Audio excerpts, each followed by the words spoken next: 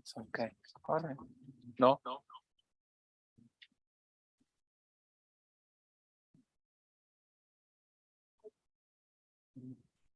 Yeah. It's like this.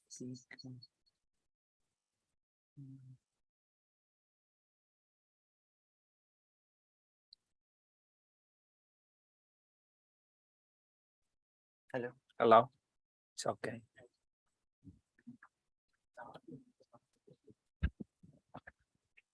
Okay, so can you hear me? Yeah. Okay. Thank you very much for coming. I know it's a holiday, but okay. What did I want to say? So I have thought of finishing that introduction yesterday, but then it came to mind that I think it would be nice to give you a feeling for other kinds of projects that are going on, and especially this one, because I find it so interesting. And you'll see other topics propping up. So I have to go here. Okay.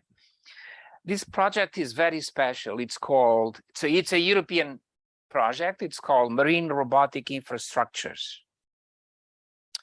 So it has a strange name, and the reason is why Marine Robotic Infrastructures. So you know that we have to do ocean exploration, observation, and exploitation. And for this, we use underwater, surface, air, and space robots, from satellites, aerial robots, and then robots at the surface and robots underwater. And this is just the beginning. But in order for people to develop these sophisticated systems to observe and monitor the ocean, they have to learn from each other, because it's very hard for someone wanting to start working on these topics to actually be able to do anything, because that person may not have access to robots, may not have access to vehicles and systems, so on and so forth. So the European Union came up with a very interesting idea, which is the following. There is an explosion of assets out there. I mean, many people in universities, companies are developing these vehicles for scientific, commercial applications, also to sell them as tools. So there are many, many vehicles out there, and those that you see there are just a small sample of the people that got together with a pool of vehicles. And the idea, in fact, it's very simple, but it works very well. It's the following. On the left, you have the robotics network. So we had, I don't remember now, maybe 10 or 12 partners from all over Europe. And we are including companies and universities and research institutes. And each one of us came with our own vehicles and resources. Vehicles, sensors, actuators, you know, computer systems, so on and so forth. And then there are people out there that would be interested, for example, in testing a new sensor, a new vision sensor, a new acoustic sensor, or an algorithm to do obstacle avoidance, whatever. And these people could come from the academia, from research institutes, companies, or commercial operators, okay? And they are brought together. So how does this work? Periodically, we launch calls. You say, if you are interested in testing your algorithm or your sensor, get in contact with us. The European Union will pay you for the trip and for the integration work, and then we carry out the tests in our premises. And all the partners were doing this. And this is beautiful, because now if you have a small company that wants to test an algorithm or a sensor, you know, they can apply for this funding, actually work with us to develop and implement these algorithms on board computers and go in the ocean and try them out. So what is the impact? So breakthroughs in research and development, because we have different partners working together, new services, new products, and as I mentioned to you yesterday, the topic of ocean literacy also can be enhanced. So this is a very, very good idea. It's a project that lasted for 4 years. It was a bit difficult because it sort of overlapped with the COVID situation. So some of those tests could not be carried out in the water, but we learned how to do it online, which was beautiful. For example, we did 2 of these with NIO in Goa. So we worked together, we developed algorithms for something I'll show to you. And then they were in Goa, we were in Portugal, and they were watching everything that was happening. They actually helped us develop the algorithms, and it was a success. We also did things with the university in Spain, and many other people did different things. So it's probably a good idea. I think it would work out very well here in India, but I have not seen that happening. I'm not saying that we were the first to do this. Maybe in the United States, they have done something similar, but it's a great idea to bring people together. So you see, this network includes people from many countries. I mean, you can see there Portugal, Spain, Norway, Germany, Greece, France, Italy, you name it. Okay. And here are the partners. So there are about 12 or 13 partners.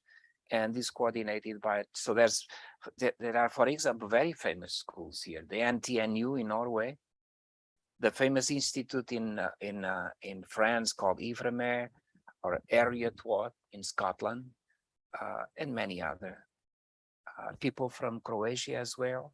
So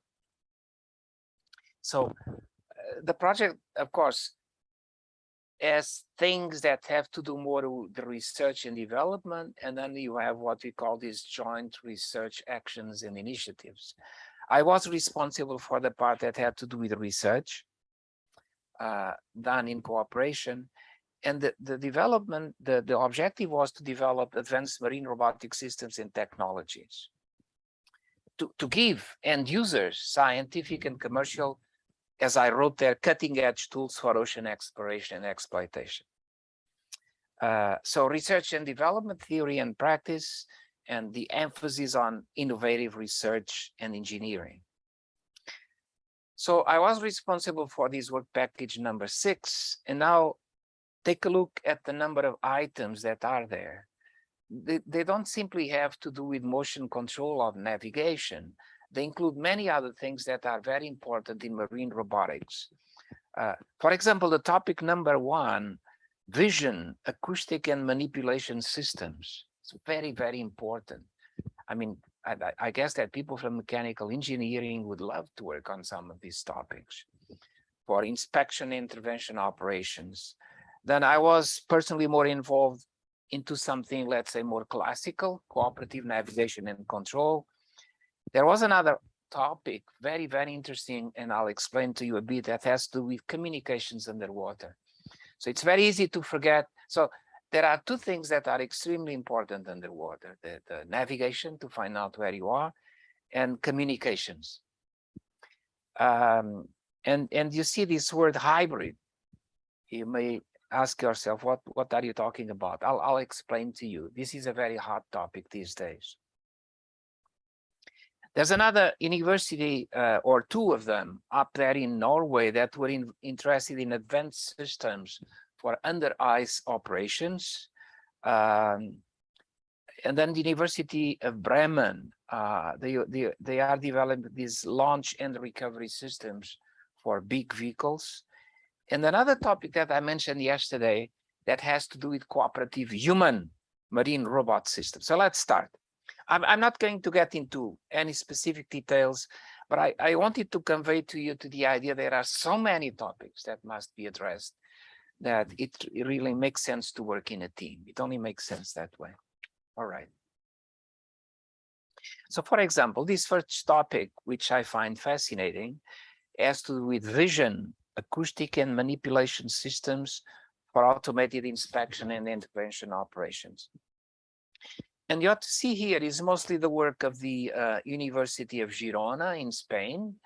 They are very well known for working in very hard problems on joint robot manipulator cooperation. So if you have offshore structures and you need to send robots to interact, to turn valves or to examine things, this is the way of doing it. and they are one of the pioneers in this area. As you can imagine, just the modeling of this, it's very interesting and maybe a bit complicated, because you have to think of this three bodies together, the robot itself, the manipulator, and the load that is being carried. And again, if you see there, ROS, Robotic Operating Systems, is at the core of all this for systems implementation. So Girona is very famous for doing all this kind of work on that front. In fact, they now are working on something very interesting, which is a cooperation between two robots with manipulators carrying loads for constructions underwater. So you have a huge pipe you want to move underwater. So you have one robot picking it at one end and the other robot at the other end. And now you can imagine the complexity of the task, which is very, very interesting. So they also develop advanced vision systems using classical vision or using laser. And so there are many applications, for example, when you are operating around an infrastructure and you need to build a map of the environment, or if you have a map to find out where you are. So using vision and laser, they sort of reconstruct what is out there. And there are some applications like reconstructing some infrastructures from the data using vision, acoustics, and laser, for example. And there are many, many other applications. It's beautiful, the tank that they have there. And you guys here also have a beautiful tank that can be used for experiments of this kind. So they have a very special tank that is very nice because it's buried in the ground, and then you go down and you have these huge windows. You are working with the robots and you are actually seeing them, as you can see here, you see? And these tanks are beautiful to do these kinds of experiments, and also, for example, to do docking operations, if you want to dock onto an underwater station, for example. So, all right, so then some of them, the University of Girona actually worked with the university in Ireland called the University of Limerick to install these systems on a big ROV that they had. And they installed some of these systems on the vehicles of Ifremer. Ifremer is very well known because they built a submersible called the Nautil. And also Ifremer was with Bob Ballard when they found the Titanic. Ifremer was there collaborating as well. Okay, so it's an interesting story, but I'll not get into that. Heriot-Watt University is also very well known in Scotland. And here they are developing 2 underwater stereo camera systems with on-chip polarization and on-board. So this is mostly for vision. I think this would be more of interest to some of you that are in electrical or computer science. Underwater vision is very complicated because of the turbidity of the water and the distortion caused by the medium. But there are people out there that are doing a fantastic job. For example, some of the problems to deal with, and again here, they are doing what we call underwater image enhancement using deep learning. It's to do the haze removal, because if you look at the original raw image, they are kind of hazy, right? And also the backscatter and normalization of the illumination. There's a lot of stuff to be done there that involves deep learning and machine learning algorithms. There's another application that these guys at Heriot-Watt are doing, which is 3D dense reconstruction and SLAM for inspection using vision and other sensors. For example, if you are maneuvering around an infrastructure and you want to build a map of what is going on, how do you do that based on your sensor? It's a very demanding task. Many of you probably have heard of a word SLAM, simultaneous localization and mapping. That's when you go out there and you want to do navigation, but you don't have GPS, you don't have acoustic beams or acoustic systems. So what you do is, based on your sensors, you try to build a map as time flows. And as you build the map, you use that map for localization. So it's called SLAM. And they are very good at doing this, at reconstructing structures. You see, this is the real thing, and that's the reconstruction using vision and acoustics. There are very interesting applications of this vision acoustics, for example, for automated pipeline detection and inspection with minimal human intervention. So here you have a vehicle that is programmed based on vision to fly along the pipe and then to take images to see if there are some weak zones or even fractures of the material due to fatigue and other things. So this is very important for commercial applications, this pipeline detection. The University of Limerick was very much interested in automatic docking systems development. I mentioned this to you. So more and more in the future, we'll have to go into the ocean and leave the vehicles out there. So this means that we, at least the classical approach, would be to have a docking station with some energy that now and then you have to replenish. So the vehicle could be doing some form of mission and come and dock. The question is, how do you dock? You can use vision as they have done here, or you can use acoustics with the system that I mentioned to you, the ultra short baseline. This is a fantastic problem for a student, the docking. It is not very costly to build a docking system. And if you decide to go for vision and then developing all the algorithms to have the vehicle nicely in a smooth manner do the docking operation, it's very challenging. So there's a continuation of the University of Limerick, and these are their premises.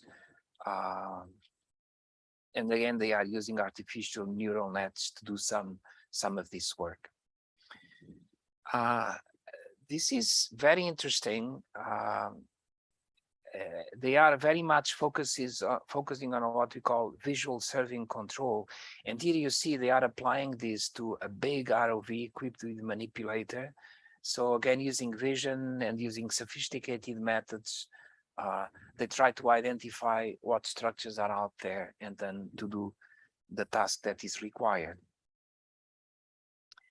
The Girona has recently developed a very interesting laser scanner that allows them to build maps of the environment using laser beams. And these are some of the results, the operations that they perform. So now coming back to a more familiar area, this is where we have been working. So cooperative motion planning, navigation and control. You know now what I'm talking about because I talked about this a lot yesterday. And the foreseen impact has to do with helping the development of systems for offshore renewables, geotechnical surveys. That's what I mentioned yesterday with that big WEMAS project, seabed mapping, habitat mapping in complex environments. This I already showed it to you, which is the core, the basic building bricks of any of these systems when you have more than one vehicle. So you start by planning the navigation to find out where you are. And then, as I mentioned, once you know what you have to do or you wish to do, and once you know where you are, then you engage the control systems to accomplish those tasks. So a big role is played by communications and positioning. And as I will mention to you, there's a big interest in using acoustic sensors and acoustic systems, of course. But there are strong limitations to the use of acoustic systems. And then people are starting to look in what we call optical systems. So we tackled a few problems here, cooperative motion planning, navigation, controls. I already mentioned some of these. I'm not going to stress it anymore. I wanted to show this because there are some people here at IIT Madras that are interested in a problem of this kind. This is a very interesting problem. So here is the idea. Suppose you have a vehicle underwater. It's doing some inspection, maneuver, or whatever. And the vehicle has to navigate. It has to find out where it is. but you don't want to spend too much money in a very expensive unit. So how can you do that? Or there are also applications, for example, for harbor surveillance. If you are concerned that someone may sneak in, how do you find out where that target or targets are? So there are many ways of doing this, but one way which is very interesting is the following. So what you are seeing now is the data. That's the whatever you were seeing on the screen. And I'll explain to you what's happening. So you see at the center, here at the center, it's the target. And then you have the vehicle that is at the surface, and that does these funny maneuvers. I will explain to you why. And all that vehicle at the surface is doing is to measure the distance to the target. This you can do with a very simple device that is a range measuring device. It's very cheap. So the question is, can I do this? I mean, just by measuring ranges, can I find out where that guy is? Well, if you are stopped, you can, because you measure the range. So your target could be anywhere on a circumference. So you have to be smart, okay? It's like, what's the image I can give you? It's like, so there's some device. Well, in Portugal, it's a Catholic country, so we have churches, and there's the bell that, and suppose someone, you know, blindfolds you, and you are trying to find out where the bell is. And you know, the strategy sort, you move your head, you move around. So now you find the direction. You are not measuring the ranges, you find the bearings. But anyway, it's a similar idea. So the big question is, okay, is it possible at all to find the position of that target there? Now you go through mathematical analysis, which is quite beautiful. And you ask yourself the questions, given that I have range measurements corrupted by noise, what's the optimal trajectory that I can impart to the vessel so that I get the maximum of information available to actually compute or find out where the target is? It turns out that you can show mathematically that the best strategy is to go around the target, okay? And that's what you are seeing here. So you are seeing several things at the same time. The target is going about its life. The vehicle on top engages the system. It starts by knowing more or less, has some prior knowledge of where the target is, starts measuring the ranges, estimates the computation, the target, and then engages an algorithm to optimize the maneuver in order to maximize the information available. And this works like a charm, and it's a very, very cheap system of doing this. It turns out, now you may feel a bit concerned because the maneuver for the surface vehicle is quite violent. So if the guy underwater is going fast, my God, this guy is going to go around. And so do you have enough speed to do this? It turns out that you can prove mathematically that if instead of one at the surface that you can track her, if you have two, they don't have to turn around.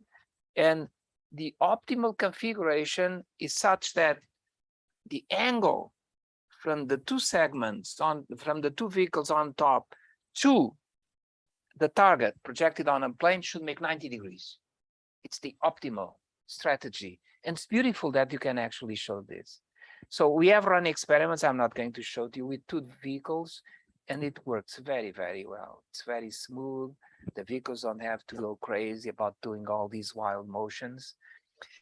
This is something that people knew for aircraft when they are trying to find out or to track something on the ground using a specific kind of sensors. But it's nice to see that it's not empirical. It comes out of maximizing some mathematical criterion. And it's such a cheap method. It's unbelievable. Now, the problem can be more complicated. Suppose that you have 3, 4, 5, or 6 vehicles in the water, and you have 2 vehicles on top. So now what do you do? It's a beautiful optimization problem. You can attach levels of importance. Okay, this guy is the president of my country. The other guy is, with all due respect, a nobody. So you have to put weights on importance. And the question is, what's the optimal strategy? And you get into what people call multi-objective optimization. I don't know if you ever covered that, Pareto optimal solutions and stuff like that. These are beautiful problems. And then seeing the thing working in practice is really, really very interesting. Okay, so that's a very nice thing. There's something else that I mentioned before, and I'm going to cover with a little bit of detail. That's when you have to do this cooperative motion control. For example, you have one vehicle, one path, another path, and you ask the vehicles to converge to the paths and establish some formation. This could be very important, for example, when you want to do some mapping operations and you want to do this fast. Now, let me tell you something. You can think of this as a divide to conquer approach. So the first thing I will do is to develop path following controllers. I'll explain to you how this is done. For each vehicle to follow a certain path, And then assuming that the vehicles are very close to the paths, then they have to enter a dialogue. For example, if one is left behind to some temporary problems, then the others should slow down, and then the other one should speed up.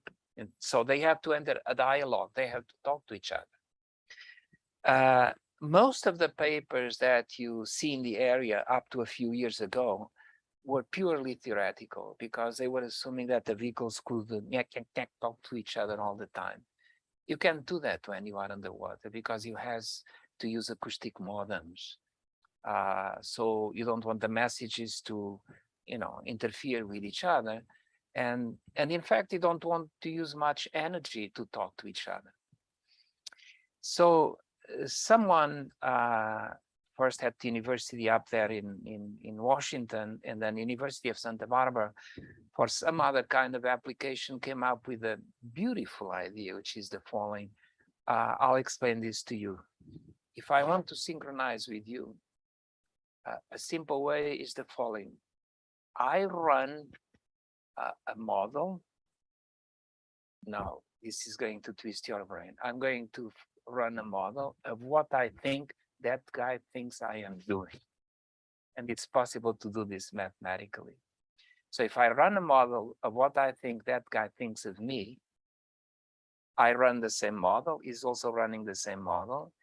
And then when I confront this model with the reality, I get to a point, oh, I think something happened here. There was a disturbance, and my real motion is not explained by whatever I had in the model. Oh, it's time to tell the guy that he has to reset the state.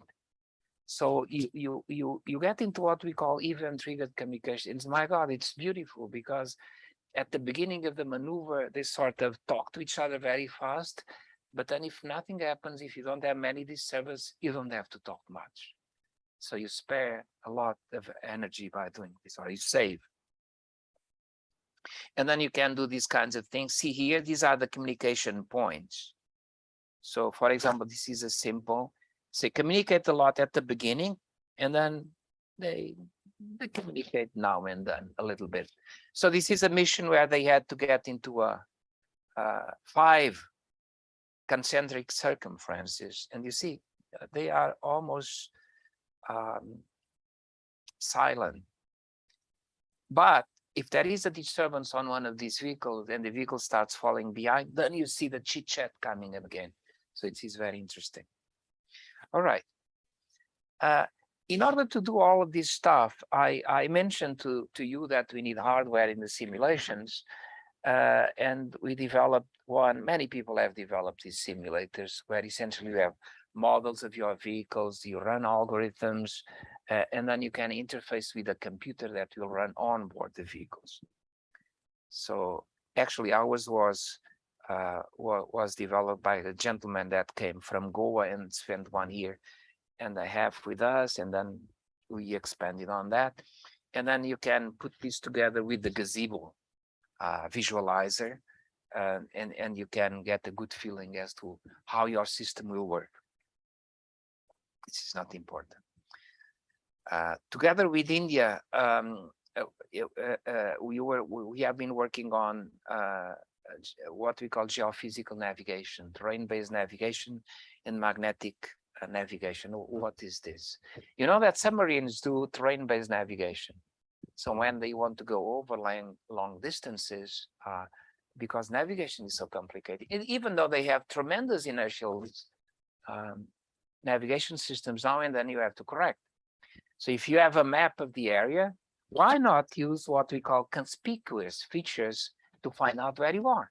Oh, I'm here because there's this small mountain here and things like that.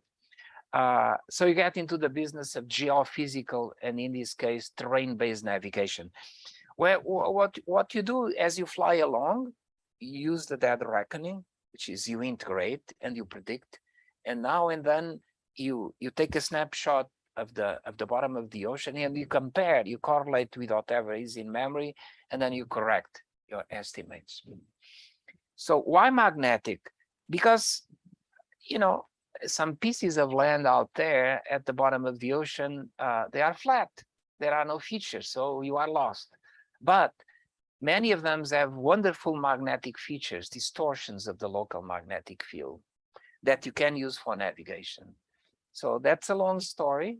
How do you plot these things? And it's not easy.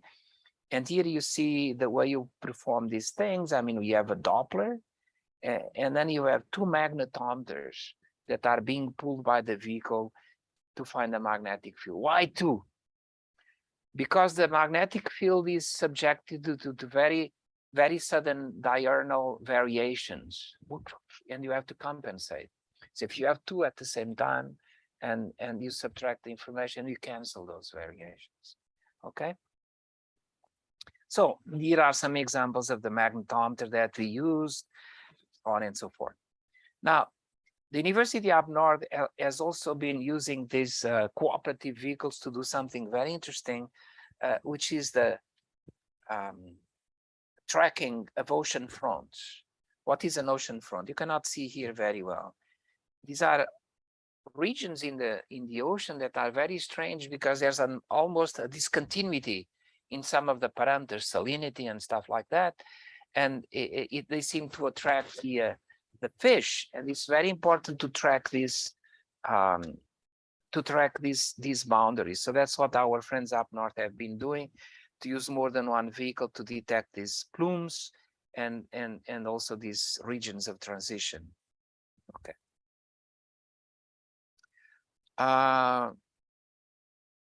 We also developed software to do the cooperative motion planning. I'm not going to get into the details, but people have been doing this for aerial systems and marine systems for quite some time. And the idea is the following. If I want to go from here to there with a bunch of vehicles, and they are scattered in the ocean, and I want them to go to a specific location with a certain information and start diving, how do I plan the trajectories of these vehicles so that they don't collide and they get there in minimum time at the same time? So it's an optimal, it can be seen as an optimal control problem. And then there are ways of solving this. Here the big challenge is to solve these problems online. Okay. All right. So we develop all this machinery and apply it in practice. The thing I mentioned to you with one tracker, another tracker, and underwater target. And a student of mine from Vietnam did a superb job. He actually has these things working in cooperation. So here is, you see here the transition. So there's one target. There are two vehicles. At the beginning, they were going crazy. But then when you tell the system, look, you have two vehicles, so you don't have to go all crazy doing these maneuvers. So they go nicely.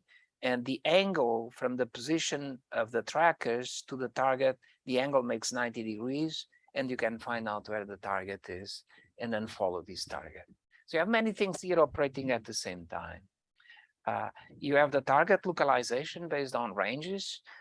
then you have the determination of the best strategy, and then you have to control the vehicles so that they stay on top of these trajectories. Okay. Seems that someone is trying to, I don't know. Another experiment that we did with Goa was, but I'm not going to get into the details. Pramod called this opportunistic terrain-based navigation, which is a very cute idea. So if you have one vehicle that is doing a certain mission and using the terrain for navigation, it may very well be that it goes over portions of the terrain that are almost flat. But if there are other vehicles working in the neighborhood, it may happen that at the time that this vehicle is going over barren land, this guy is going over sufficiently exciting terrain. So why not seek the help of that one? So they communicate with each other and they exchange information. And we did some, and then we did some experiments where one of the vehicles was going over a very exciting part of the terrain, and the other one was a dull part of the terrain, and it worked very well. So that's it. All right, I'm going to skip this one, and I'm going to get now into the famous hybrid acoustic optical communications. So here is the situation. When you use acoustics, networks are in fact the most common solution to do the job. The bit rate is low, on the order of dozens of kilobit per second. However, you can go far. I mean, as you decrease the frequency, then the further away you go. But for some applications, you'd like to exchange information at a higher rate. So that's the requirement that develops systems to do high bit rate, short range communications. People have been playing with radio frequency, but as you know, in salt water, it's not a good idea because the signal fades away very quickly. Magneto-inductive or optical. And I have a passion for optical systems that I'll mention to you. So why not use the two in parallel? When you are relatively far away, you start with acoustics. And if you have a vehicle doing something and at some point you need to transfer data to the other one, if they get sufficiently close, then you exchange data over the acoustic modem. So this is some neat work that we did with the NATO Institute that is in Italy. They developed what they call the cognitive communication architecture, so that there's some detail here. So they want to implement a system that will be able to decide on the fly what system to use. Electromagnetic, optical, or acoustic, and there are ways of making the decision. So for acoustics, we are using the Evologics modem, and for optical, we developed our own modem. So it's what we call the Blu-ray optical modem, which happens to be very, very cheap, and the power required is very small, and it's a very cheap unit to manufacture. So there's a comparison here of things.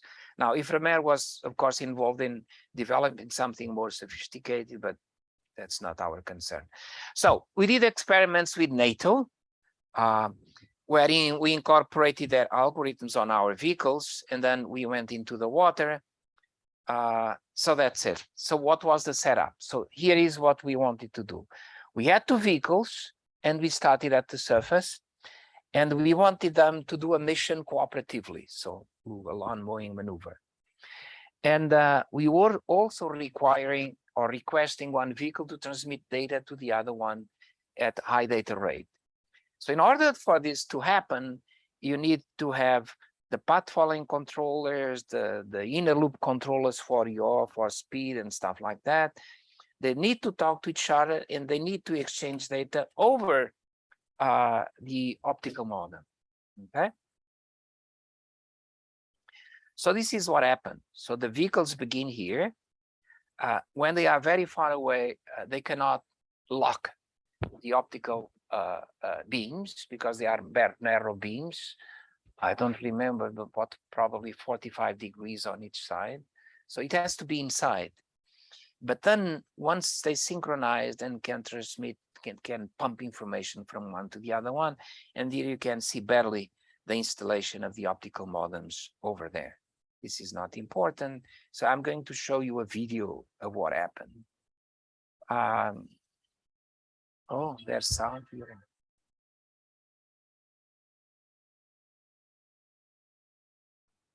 So these are the tests that you missed. So optical communications at night. So we have a quadrotor there. Now remember, if the beams are not properly aligned, but there's a slack of 90 degrees. So there's a path, there's another path, and they should communicate over the optical channel.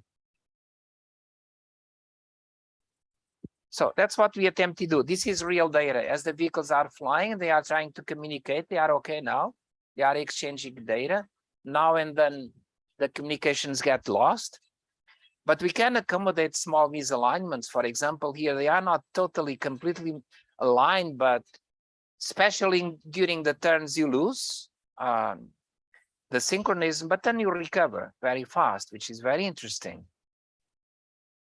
So here you have the two vehicles and doing the proper synchronization and exchanging the data, and it's a beauty to see this operating. I mean, it's almost magical. So very interesting.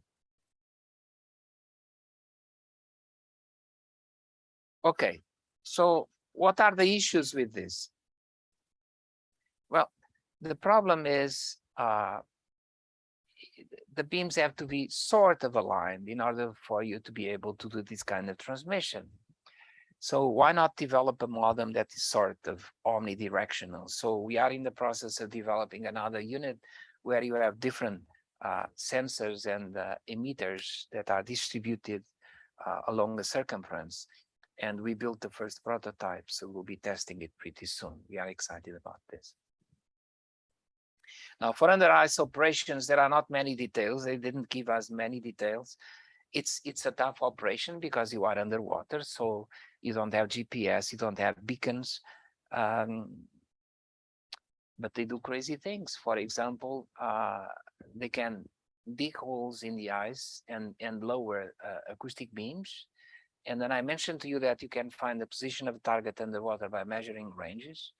If you are operating in an area where on top you have 2, 3, or 4 of these acoustic beams coming out through the ice, you can measure ranges and use that to do the positioning, okay? And then another interesting thing is that they can even detect the velocity at which they go with respect to the ice cap by shooting the DVL beams upwards. Okay, under the ice operations. So the logistics are not easy. I mean, it's cold as hell, and you have to send these guys under the ice. Which is very interesting. Okay, the interesting thing is that a new company emerged out of this work. I don't remember the name of the company, but they actually are commercializing this cute AUV, ROV that you see on the right. So, oh, it's the ROV Blue Eye, coming from Norway. You see, it's a beautiful vehicle. Okay. Now, this is more mechanical engineering. When you have a big vehicle and you want to launch it and recover it, how do you do? I know nothing about this. Is mechanical engineering. But they have done an outstanding job. I mean, we are talking of something very, very big. So there you go. It's another kind of problem for mechanical engineers. Okay. So you finally get to something interesting that I mentioned to you yesterday. That was the cooperation between humans and robots underwater. The idea is to develop tools for to map and excavate archaeological sites.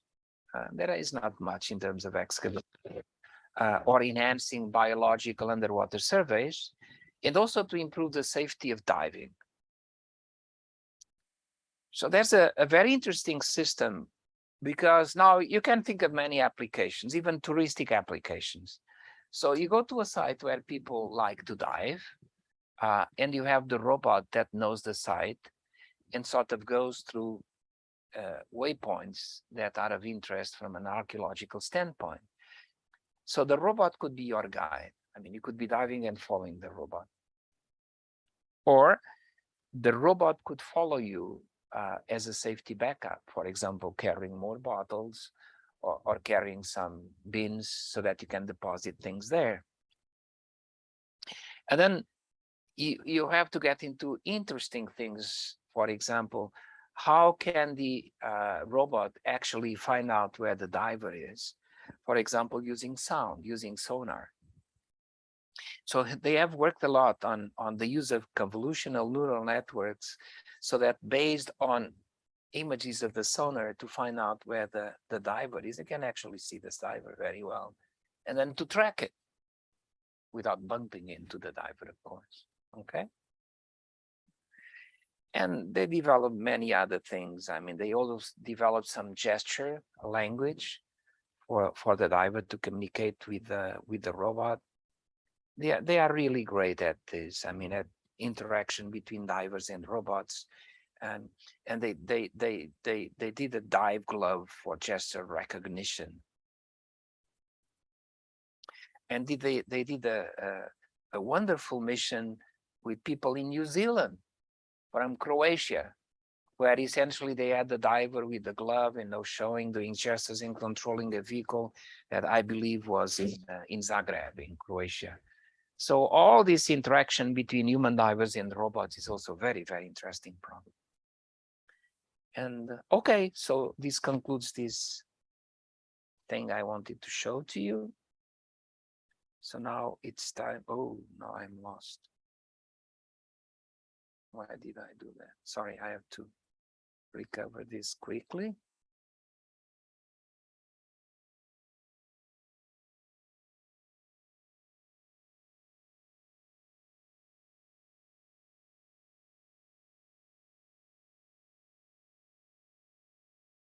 Okay, here we go.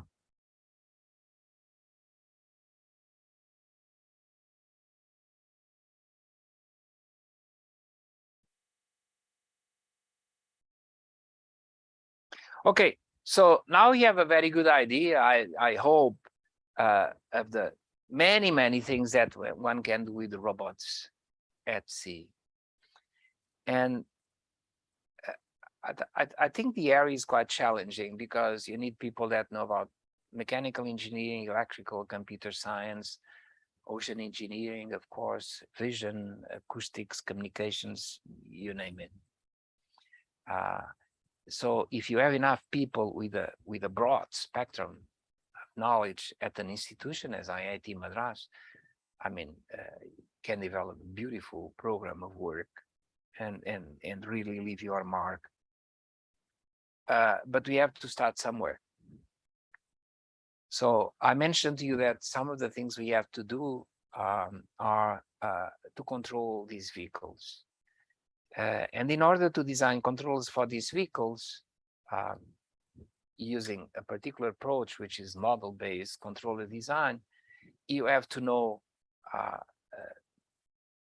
approximate models for these vehicles. So I know that many of you covered this somehow in one form or on another, but to have a common language and also because there's at least one person here that is not from ocean engineering and maybe some more out there, I thought it would be nice to recap what's going on in terms of modeling. Okay, so at the beginning, I'm essentially following the reference by Tor Inge Fossen from NTNU in Norway. General formulation. So you have a rigid, also what I'm going to do is, I don't actually know how you learn how to derive the dynamics of a rigid body. Most of the times people learn how to do that by writing the equations in scalar form.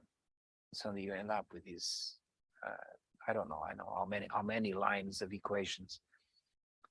it's possible, and this is not my work, I mean, it's known that you can do this in a very elegant manner using matrices and vectors, and then it takes 2 or 3 lines to derive the equations of motion, and they are in a form that gives you some very good intuition as to how you can use these equations. So that's why I'm going through this. So that's a rigid body.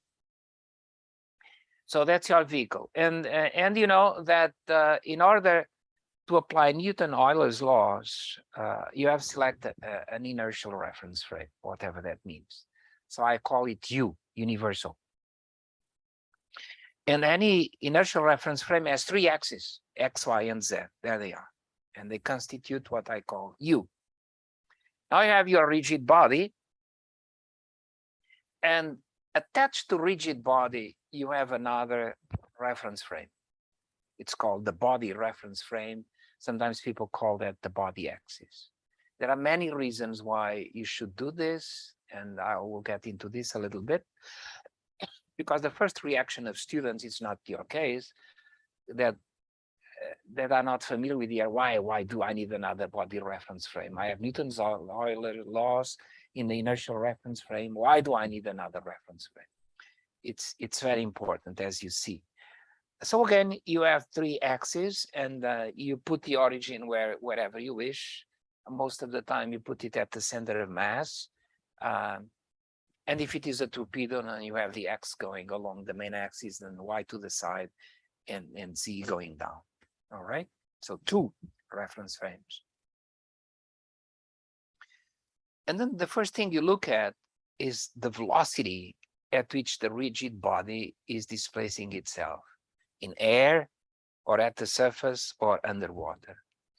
That's called the linear velocity.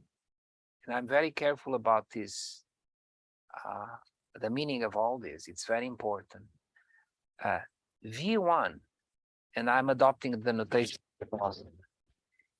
And now pay attention to this. It's the linear velocity of the origin of B with respect to U expressed in B. Why? Why should I express it in B? Think of the way you measure velocity. It's using a Doppler. And the Doppler is installed on the body. So the Doppler actually, if you shoot the Doppler against the C-band, the Doppler will give you the velocity with respect to the C-band, or with respect to inertial system. But because the Doppler is resident on board, and it has its own reference axis, the measure is naturally expressed in B. Or in fact, it's expressed in the reference frame of the Doppler. But then you can simply convert from Doppler to body. So this is very important. The linear velocity is the velocity of the origin of B with respect to U expressed in B. Think of the Doppler, okay? So that's it. Another velocity is the rotational velocity. So if you are seeing or watching the body in motion, it's rotating and you freeze it, and it is as if instantaneously it to turn about a certain axis without being too rigorous. So it's called the rotational velocity of B with respect to U expressed in B. Why expressed in B? Because you measure these with gyroscopes that you have on this phone. So when you are doing this, the gyroscopes will give you the rotational velocity expressed in the referential or reference axis that is attached to this body. So it's expressed in B. It's a very natural language from a physical standpoint. This is not the only reason why we use the B reference frame, but these 2 reasons for marine robotics are very important. You use the B because the measurements are naturally expressed in B, okay? I mean, you could think of a contrived way of doing this. For example, if you have a rigid body out there underwater, and you could think of some contraption to try and emit sound and receive, and you compute the velocity, and you are immediately computing the velocity in the inertial reference system. But that's not the way we do it, because we are using the Doppler, and the Doppler is married to that vehicle, and therefore it's in that body axis. So these are the two fundamental vectors. So you already have dimension 6, 3 plus 3. So now you get to the position. And again, the notation of Fossen, so V's or the mu's or whatever are velocities. And then you have the position of the origin of B measured in U. This one is measured in U. I mean, you don't measure the position of a body with respect to the inertial reference system expressed in the body. It doesn't make sense at all. So this is in U, okay? How do you measure this? Well, if you have a vehicle in air, then you can actually find this by using some radar and stuff like that, and you compute the position of that thing on land. If you are underwater, you have to be slightly more sophisticated with other systems, but you can still compute the position of V or estimate the position. 9 variables. There's another vector missing, which has to do with the orientation. So if you have an inertial reference system and you have a body out there, this body is doing something. And at some point, stop it and say, what's the orientation of this reference frame with respect to this reference frame? That's the question. It turns out that I'm going to use the word locally for some reason. Locally, this rotation can be given by 3 angles. They are called the Euler angles, the roll, pitch, and yaw. Okay. So this captures the orientation of B with respect to U. So you have 12 variables. So navigation is in fact the act of computing 12 variables. The 2 velocity vectors, the position of the center of mass, and the orientation. If you know this, you know everything about what that fellow is doing underwater at the surface. So what's this? How do you express the orientation from the body axis to the inertial reference frame? Well, I mean, you go back to your analysis number 1 or algebra or whatever. You have to do the transformation between 2 bases in R3, right? So that's how you have to convert from one reference frame to another reference frame. And this is being done. It's possible to compute this. I'll remind you of how this is done using what we call a rotation matrix. So rotation matrix gives you a way of doing the following. If you have a vector, for example, the velocity vector expressed in B, and ask the question, how does the vector look like if I express it in U? You go through a transformation, which is a matrix that is called a rotation matrix, from B to U. Okay. So given a vector, and I'm being very careful here because I'm writing, this vector is expressed in B. So it's like the Doppler.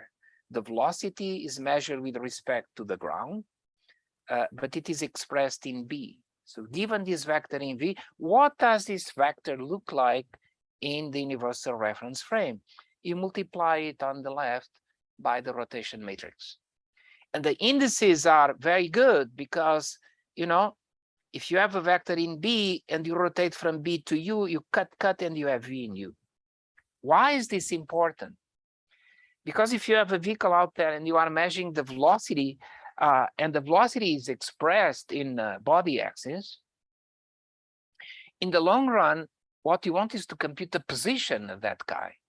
And this you can do by integrating the inertial velocity.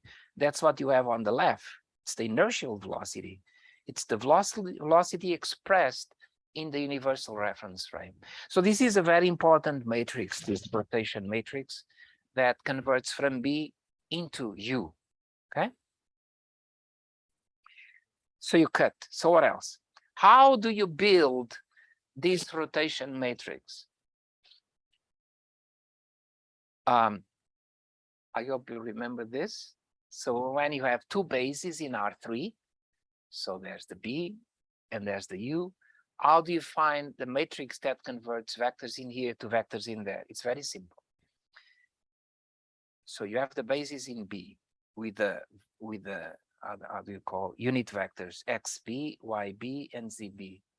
So they live there on their own. You start with XB and you express it in U, and you call this XBU. So it gives you 3 elements. And then you go to YB and you express it in U, 3 elements. And then you go to ZB, express it in U, and you have 9 elements and you have a matrix. That's how you get the matrix. Okay? And then I'll give you an example. There's a very important relationship for this rotation matrix, which is the following. R transpose times R is equal to I, which means, and R transpose is equal to I, which means that the inverse is the transpose. So if you compute the rotation matrix from B to U, to go from U to B, you transpose and you are up there. So that's easy. Now, I told you how to build this conceptually, how to build this rotation matrix, right? So you just have to fabricate these 9 elements. But you know, this is suspicious because this matrix is what we call an orthonormal matrix. I guess someone is trying to attend the course. Okay, no, sorry about that. So there should be some restrictions there, and maybe we don't need 9 elements and we need less.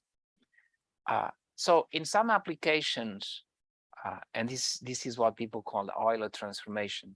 So if you have something that starts here in U, and then you arrive in B, how do I find the rotation matrix?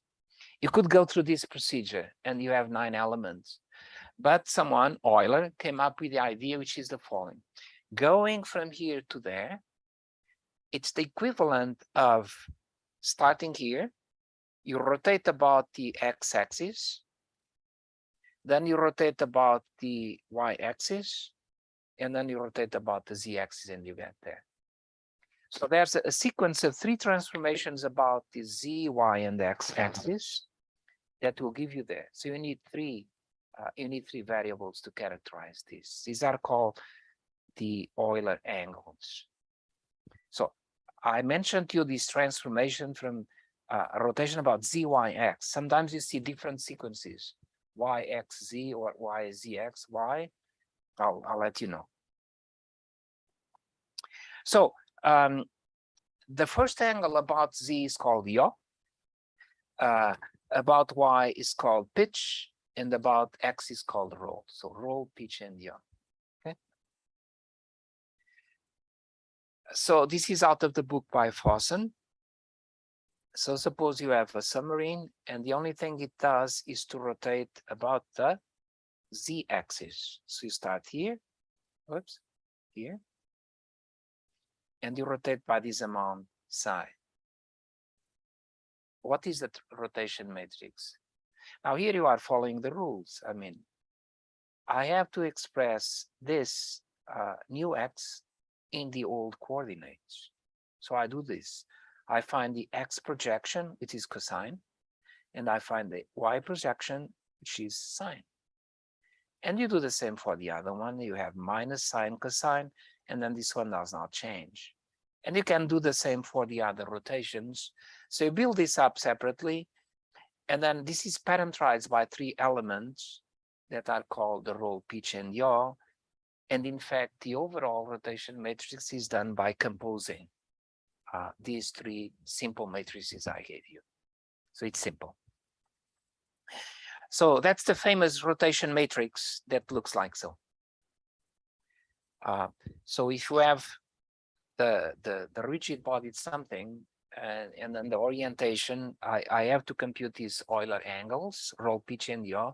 These are given to you by the local, let's call it, I don't know what to call it, some little navigation unit that based on information of the rate gyros and stuff gives you these Euler angles. And then you can build the rotation matrix. It's as simple as that. Okay. So now notation, a little summary here. So you have all these things here. You follow the same notation, right? For in ocean engineering. Okay. So the velocity vector has three components along the x-axis, y-axis, and z-axis, and you call these surge, sway, and heave. Surge, sway, and heave.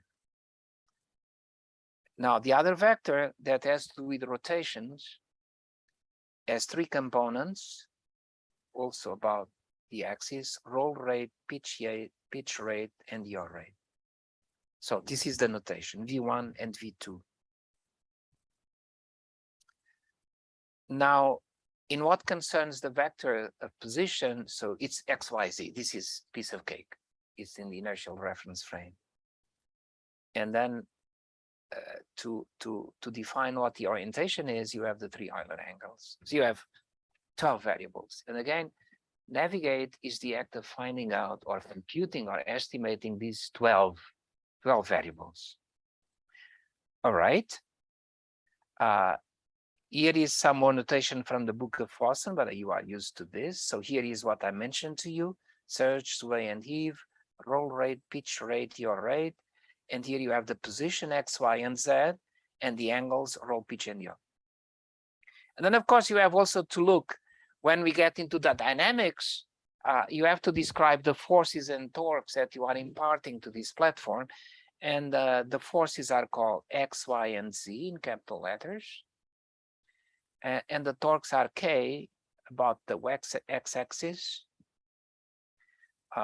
M about the y-axis, and N about the z-axis. That's the basic thing that people call the SNAME notation, Society of Naval Engineers, blah, blah, blah. Okay. So here is an example, but again, this is a repetition for the vehicle that I showed to you yesterday with these variables. So now let's move on. So now you are interested in finding out how this vehicle is going to react when you impart forces and torques due to the thrusters, deflecting surfaces, so on and so forth. The first thing that you do is to study the kinematics and then the dynamics. And there's a reason to do this, because the kinematics are far easier. And in many cases, as you'll see, when you develop control systems, sometimes you develop them at the kinematic level, and then you bring the dynamics at the later stage. But let's start with the kinematics. This is the first very important relation. And what is stated there in mathematical terms is very easy. Let's think of the Doppler. The Doppler gives you V1. So I'm assuming that the Doppler is shooting the beams against the seafloor. So the Doppler is giving the velocity with respect to the seafloor expressed in the body. So now you ask, okay, so what is the velocity in inertial? You multiply by the rotation matrix. The rotation matrix brings you from B to U. And the rotation matrix is parameterized by the angles of Euler, roll, pitch, and yaw. So the mathematical notation is concise, and that's what you have there. But if this is the velocity in inertial, then it's the derivative with respect to time of the position. This is kinematics. So the derivative of position is obtained by sending the velocity in body through the rotation matrix. This is one of the most fundamental relationships that you have there. So the derivative of position is velocity, but because you are dealing with bodies that rotate, you have to put in the middle the rotation matrix. This expression is very, very, very important. Okay? Now, here you are connecting the linear velocity in body axis with the linear velocity in inertial. There should be a similar transformation that relates the rotational velocity measured by rate gyros to the rate of evolution of the Euler angles. That's the analog. I'm not going to derive this, but there's another expression that is very similar. So instead of having the information provided by the Doppler, you have the information provided by the rate gyros. And instead of getting the derivative of position, you get the derivative of Euler angles. It turns out that you can obtain this by sending this information through a matrix that is no longer a rotation matrix, it's some other entity, but also depends on the Euler angles. These are the kinematic equations. Now you have a problem, because if you look at Q, there's a freaking cosine of theta at the bottom. So when theta is pi over 2, you blow up. Okay, but pi over 2, and that's the reason why I would show ZYX, because pi over 2 for our vehicles is something extreme. I mean, you'd have to boom, go pitch down. So we are not considering that case. However, there are aircraft that take off in the vertical. Use another sequence of Euler angles, okay? And then if they transition, then you switch to another sequence. If you are tired of sequencing, then you use quaternions, okay? And then everyone is happy. Okay. So Torfason has suggested that we condense all this information, the kinematics, in a big equation where you bring this V1 over there, the V2 over there, theta 1 dot, theta 2 dot, you put the rotation matrix there and the other matrix there, and you call it J, a theta. So now this is a block diagonal 6 by 6 matrix. And the V is, of course, V1 on top of V2, and eta is eta 1 on top of V2. So these are the kinematic equations of motion. Many times you see this expressed in the elements, but it's much more elegant when you do this in vector form and using the matricial information or matrix form. Singularity. Okay, I'm not going to go through this because it's the derivation. That's fine. A very important relation, and this is the secret to deriving the dynamic equations in 2 or 3 lines. This is a very, very important relationship. It tells you something very interesting. It tells you the following. If you look at the rotation matrix, that is a function of the angle of Euler, and you compute the rate of evolution of the rotation matrix, you don't have to be scared, because the rotation is just you go to the matrix and you compute the derivative of each and every element. That's the derivative. So it turns out that this rate is obtained through the following recipe. You have R and you apply on the right through a strange matrix that is a function of the rate gyro information. So R dot, in abbreviated form, R dot is equal to R times S. So it's a fundamental equation. This S looks a bit strange. It's what we call, so for example, if you have information from the rate gyros along 3 axes that you call, the notation is a bit bad, UX is the roll rate, UI is pitch rate, and UZ is the rate. You concoct this matrix. See, put UX, Y, UZ, UZ. And it turns out that ST transpose in minus S. It's what we call a skew symmetric matrix. And this matrix is very peculiar, because if you have S that is built based upon this vector U, that can be anything, and if you apply on the right to a vector V, this is the same as the external, you call this the external product, or it's the same as the external product of U times V, which is fascinating. So R dot is equal to R times S. Now, when you use this stuff, you have to be very careful to follow exactly what is going on. R from B to U, you know what it is. A to 2, you know what it is. What is SV2? V2 is the information obtained by the rate gyros, the rates expressed in it. And it turns out that S times U, where U is any vector, and V is any vector, it's the outer product of U times V. This will become very, very, very important, all right?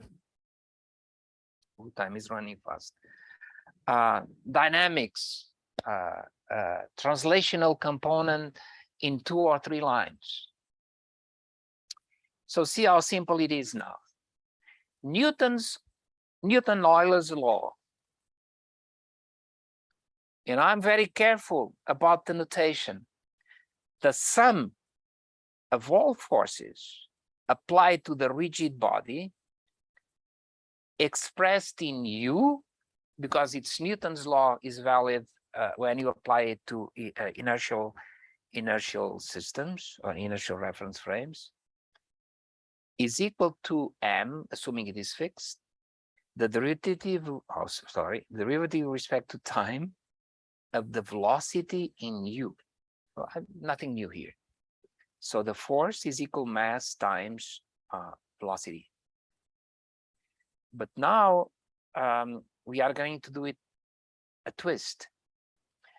You see, this is V1, information given by the Doppler in U. So how do you do that? You multiply by the rotation matrix.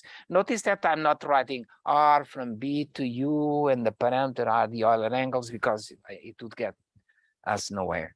So summation of all forces in U is equal to the derivative of the rotation matrix times VU1. V1 is in B. So now this is a big confusion, because here you have U and here you have B, and you have the derivative of matrix times something. What the heck is going on? No problem. So you carry on and you do the following. The summation of all forces from here, and now you blink your eyes and say, well, I don't care about the matrix. I mean, I treat it as a scalar. So the derivative of a product is the derivative of the matrix times VU plus the matrix itself times the derivative of that vector. Okay. And now comes the fundamental trick, because is FU, force is applied to the rigid body in U, they come there.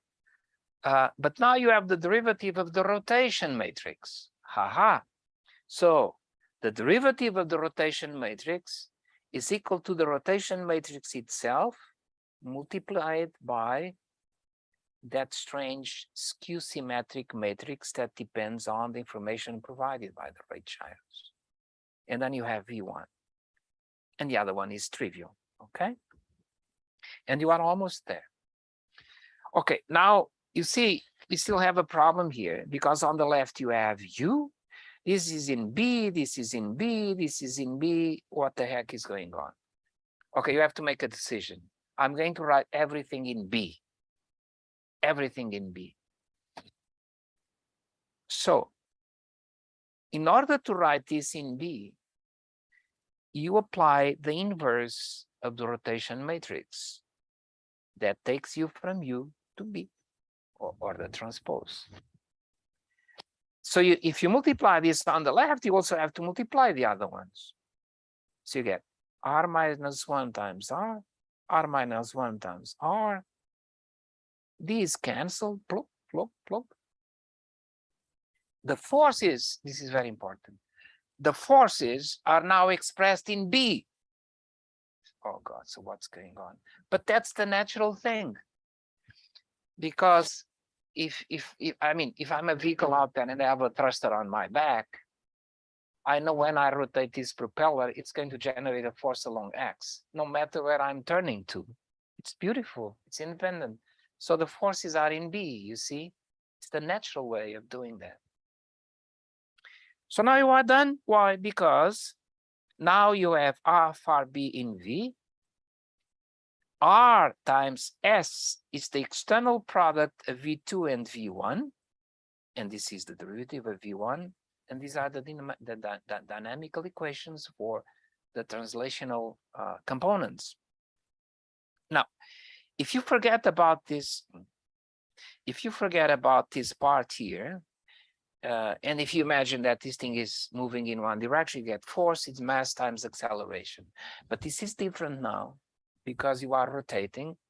So you still get the normal stuff. Now you get this more stuff, extra stuff, which is strange. It involves linear velocities in body interacting with rotational velocities. This is what gives you the Coriolis and all those fancy terms, and that's it. So in 2 lines, you have derived the equations, the dynamical equations of motion. You see.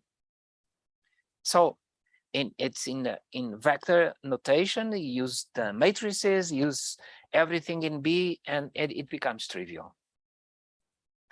So it includes the Coriolis acceleration terms. They are right there, and other things.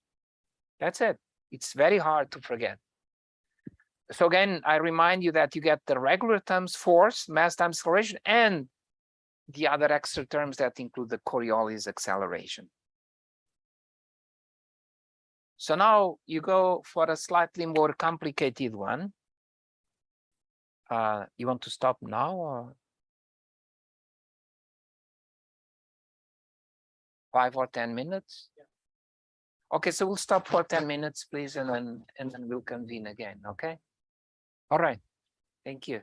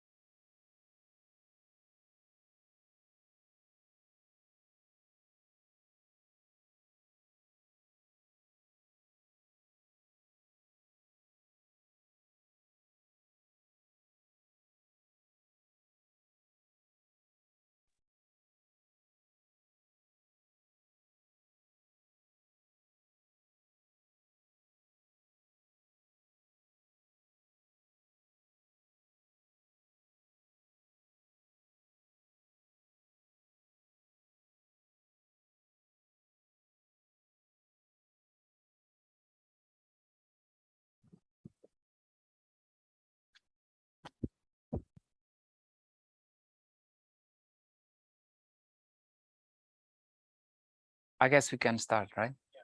Okay. So now let's do something similar for the rotational counterpart. It's a little bit more tricky, but the principle is the same. The sum of all torques applied to the rigid body expressed in U should be equal to the derivative with respect to time of the angular momentum expressed in U. Okay. So what's the angular momentum expressed in U? It's this matrix of moment of inertia matrix multiplied by this vector of information provided by the gyros, so rotational velocity. This is in body axis, you rotate and you are in U. Okay. So it's very simple to write. And now it's 2 lines more. Okay. So let's do it. The sum of all torques applied to rigid body expressed in U. And now you go there. Derivative with respect to time of R times something. Again, don't panic. You simply do the derivative of R times this plus R times the derivative of the other thing. And remember that the derivative of R is R itself times S. And here you have the information given by the rate gyros.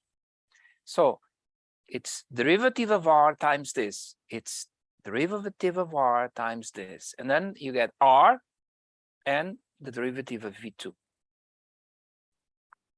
So you go to the next step and you are almost done because, again, you have a big mess because the torques are all expressed in U. And on the right, you have things in B. So you do the same trick. You lift things up to the rigid body. So you go from U to body by applying on the left the inverse of the rotation matrix.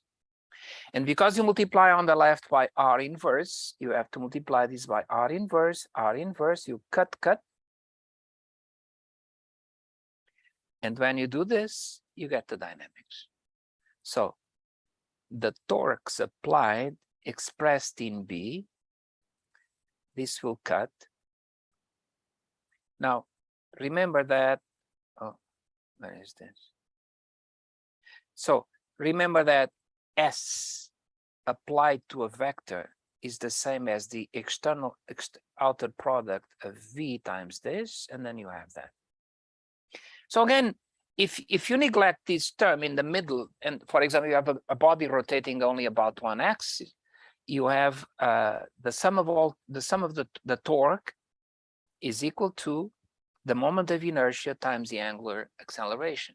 But now you have to have all these cross terms because of the fact that the things are rotating. And if you go deep inside, then inside of this is what we call a gyroscopic term. Okay, it's called the gyroscopic term.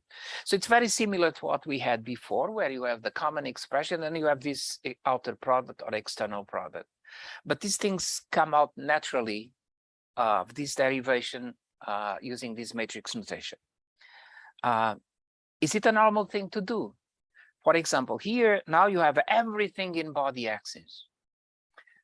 The sum of all torques in the body axis. Again, the same thing. I mean, if you have a body going in space and you apply, so you have the z-axis, and if you apply a torque here, the torque will be about the z-axis, no matter where you are pointing to. So it's beautiful.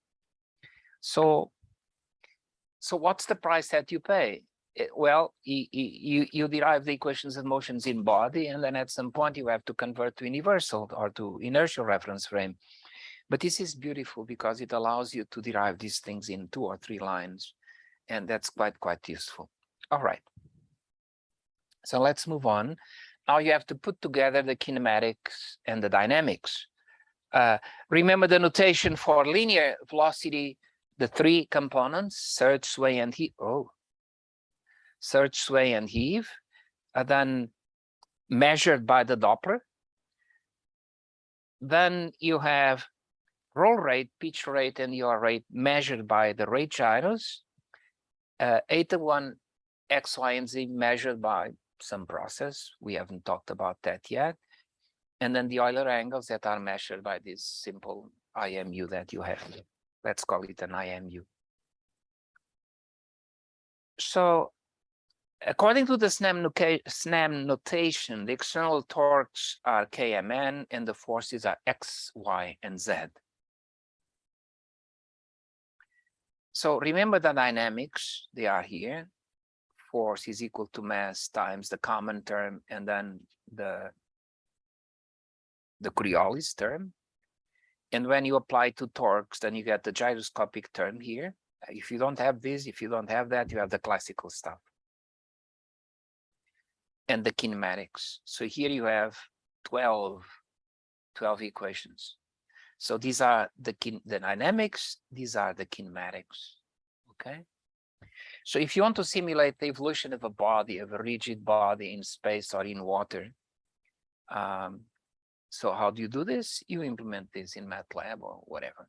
And then you start, this will be shaking. And in the end, you'll see the evolution of the position and of the orientation. And these are coupled, of course, but that's all. These are the kinematic and dynamic equations of motion. Now, if you decide to go along with whatever used to be classical, in other words, you write all of these terms, it's a nightmare, okay? So you have the dynamics here for the translational part and for rotational part, which is a nightmare. So torques, forces, you know, all hell breaks loose. And then the kinematics. So this is not the way of dealing with things because you lose sight of what is truly important. So it's much better to deal with things like this, all right? And in fact, if the center of mass is not coincident with the origin of reference frame, it's even worse, okay? So you may ask yourself the question, why should I do that? Why don't I go for a B with a center at the center of mass? Well, because it will get to a point where, you see, many things are hidden here. What are these forces and torques? They are due to many things.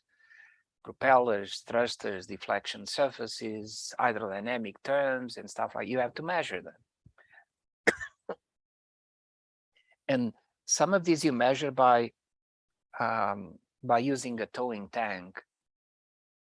I'll show you some video where you have the vehicle moving around and then you move it around and you have some sensors installed there inside that measure the forces in the torque. So maybe you cannot place those sensors exactly at the center of mass. So, but of course, there are ways of converting.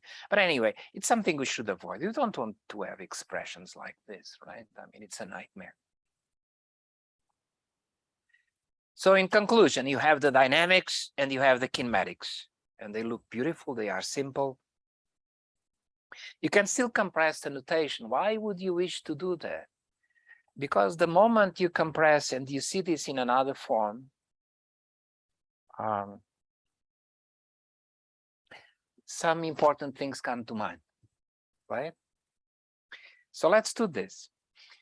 So let's keep inside what this all means. Position, Euler angles, Doppler, rate gyros, eta, V. And the forces stacked on top of torques, we call this the generalized vector of external forces and torques. If you do some computations,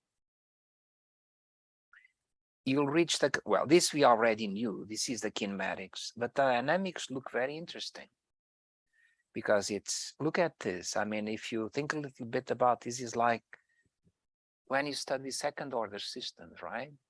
Like you have the force, we have the spring, the dashpot, and the mass. You have the force, and then you have acceleration, blah, blah, blah. This is what you have: acceleration, velocity, and the force. There's something missing here. You don't have position here. No, because whatever the vehicle does dynamically, that doesn't depend where the vehicle is, except if you cross some areas where the hydrodynamic coefficients are completely different or something. But other than that, it's invariant. So the very important thing is that when you write it in this form, this reminds you of a second order system, because you have second term, first term, and then you have the independent term that is not there, and then the forces and the torques. Why is this important? This is a trick that we use very much in control systems design. When you have a very complex system, and sometimes you can bring it into a form similar to this one, and this reminds me of the very simple model for a mass, a spring, and a dash pot that I excite with the force and makes and I know the physics of this thing. You know that the terms that multiply velocity have to do with damping and inertial terms, and this will awaken in you some recipes or some procedures that are very intuitive in terms of designing the control law. That's the beauty of the thing. I mean, now imagine that you have something in this form. It's horrendous, okay? So it's very important to bear this in mind. So here are the dynamics and the kinematics. Now, of course, you have embedded in there the Coriolis, centripetal, and gyroscopic terms, accelerations. So of course, now you can make, in particular for a certain kind of vehicle, the one I showed to you before, when you look at this mass matrix, what do you have there? Well, this one is easy. It's the mass, and then we have the moments of inertia. Wow, this one is easy. That's what you have there. This one is going to capture all those interactions. It's slightly more complicated because it has cross products. You see, in the end, you have an R multiplying by a V. So this consists of all the Coriolis, centripetal, and I forgot it, and gyroscopic terms. Okay, I mean, if you want to go through the ordeal of doing this, at some point you'll have to do it. But now you feel more self-confident that you are mastering what is going on. There are some properties that these matrices obey. This is out of the book by Fossen directly. It's not very important.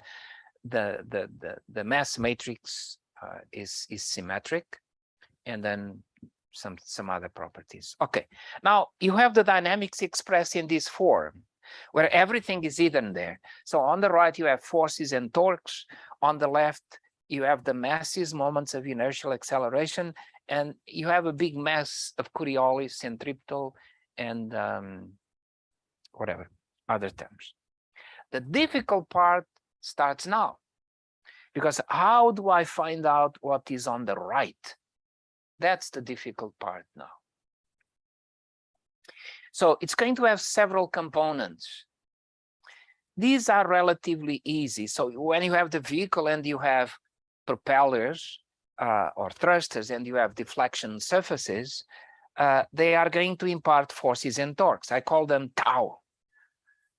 Okay. Then you have a strange term, and these terms are due to added masses. Have they studied added masses? No. Huh? Some of them. Okay. So this is a very interesting phenomenon, because if you have a sphere, in space, suppose it's levitating or whatever, you give a force and it's going to generate an acceleration, which is force divided by mass. If you put the same sphere underwater and you excite with the same force, the acceleration is going to be less. Oh, come on, that's obvious. It's the drag. No, this is wrong, because it turns out that if you do, not me, I don't know enough about that. What's the name of that gentleman? Lamb, right? Lamb.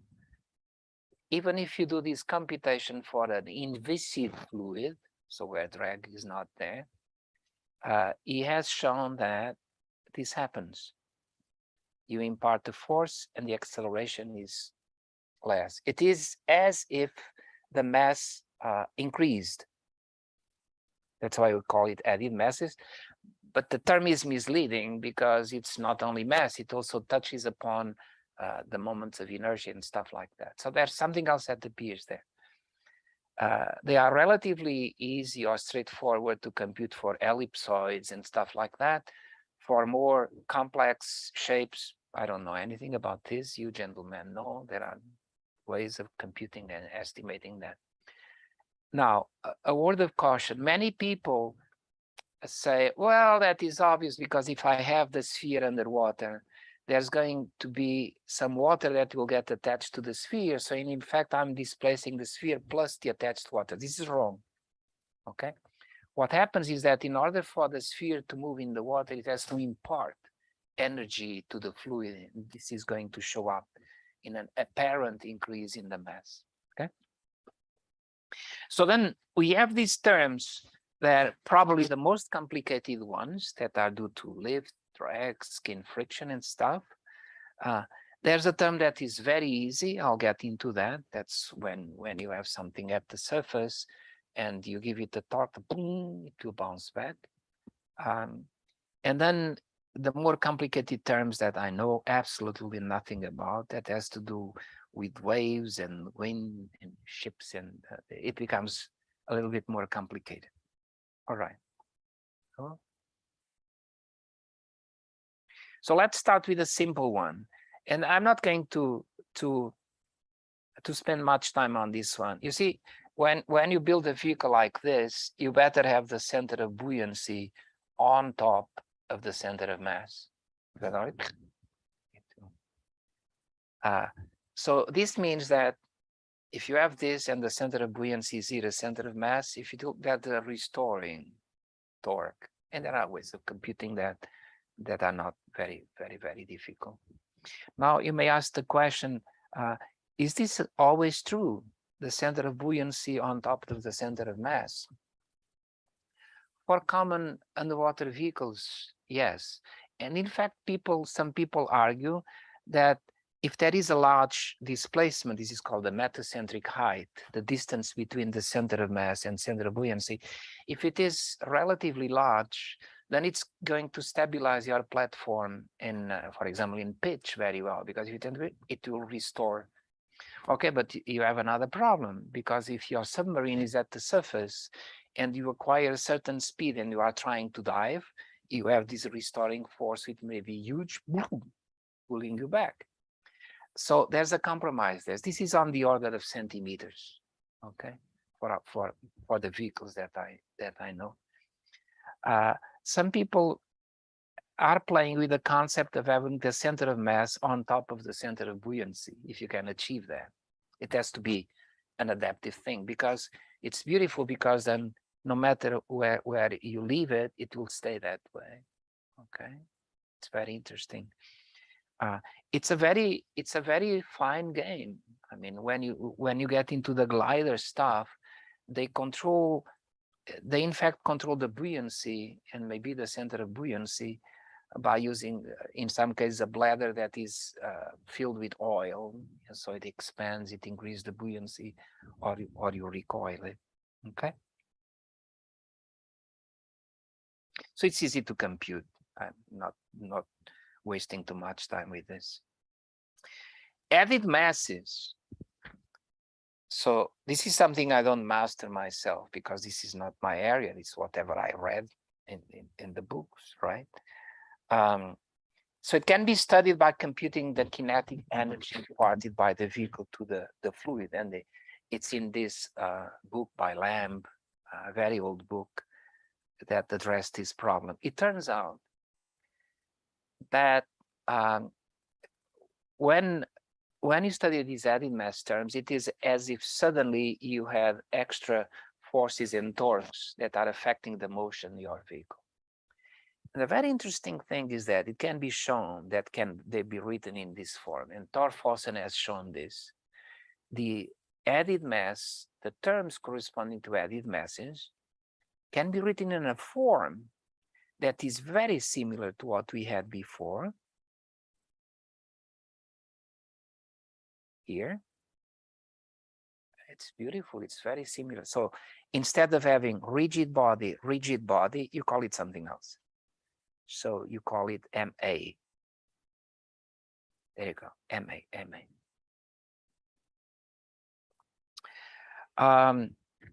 Now, how do you actually compute it? How do you estimate? It's another story. There are sometimes simplifications that you can do. And for example, in some vehicles, this term that has to do with the acceleration looks like this. This is it's a simplification, and it's very interesting because remember, these are forces and torques. And this term here that is called, for example, XU dot tells you if you move forward along surge with an acceleration, you get an extra term there that you are going to interpret it as due to the added masses. And that's why you see this notation XU dot. So it's the apparent force felt along the x-axis due to acceleration in surge. And then the same for Y, for Z, and P, Q, and R. And then there are the other terms here. Okay. So now the interesting thing is that when you have these tau A, which are forces and torques, and you put them on this side, you are going to have here terms similar to these, except that you have MA, CA. So you transform them to the left and you add them there. So then you have a big M that is the combination of the effects of rigid body plus added masses. Everything is there. Okay. Okay. So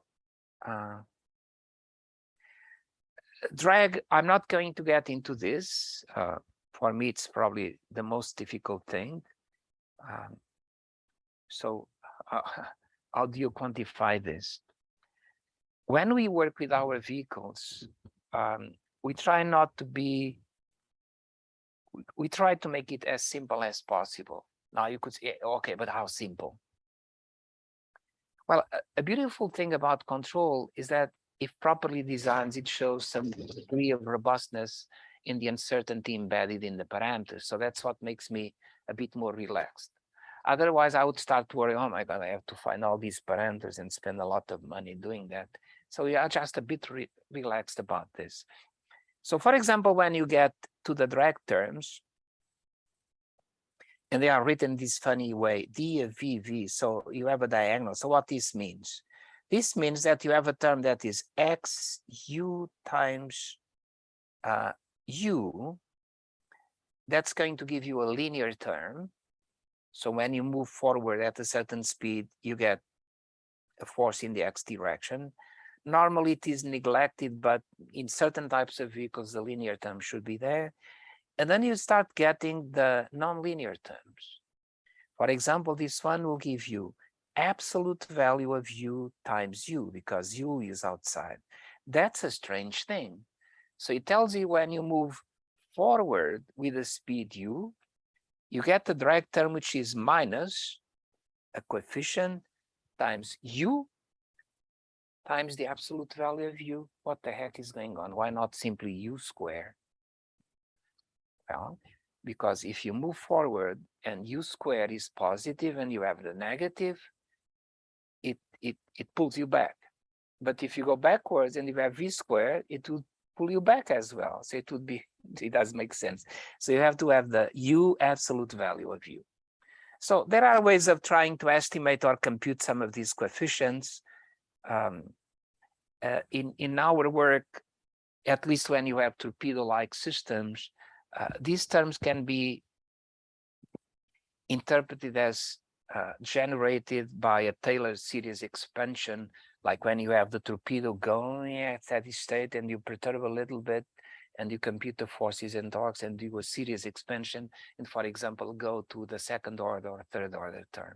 So this is beyond what I know now. Okay. So in the end, when you have this stuff, you see the dynamics and the kinematics can be written in this beautiful form. where you have now M, which is MRB plus MA. And then you have these two terms.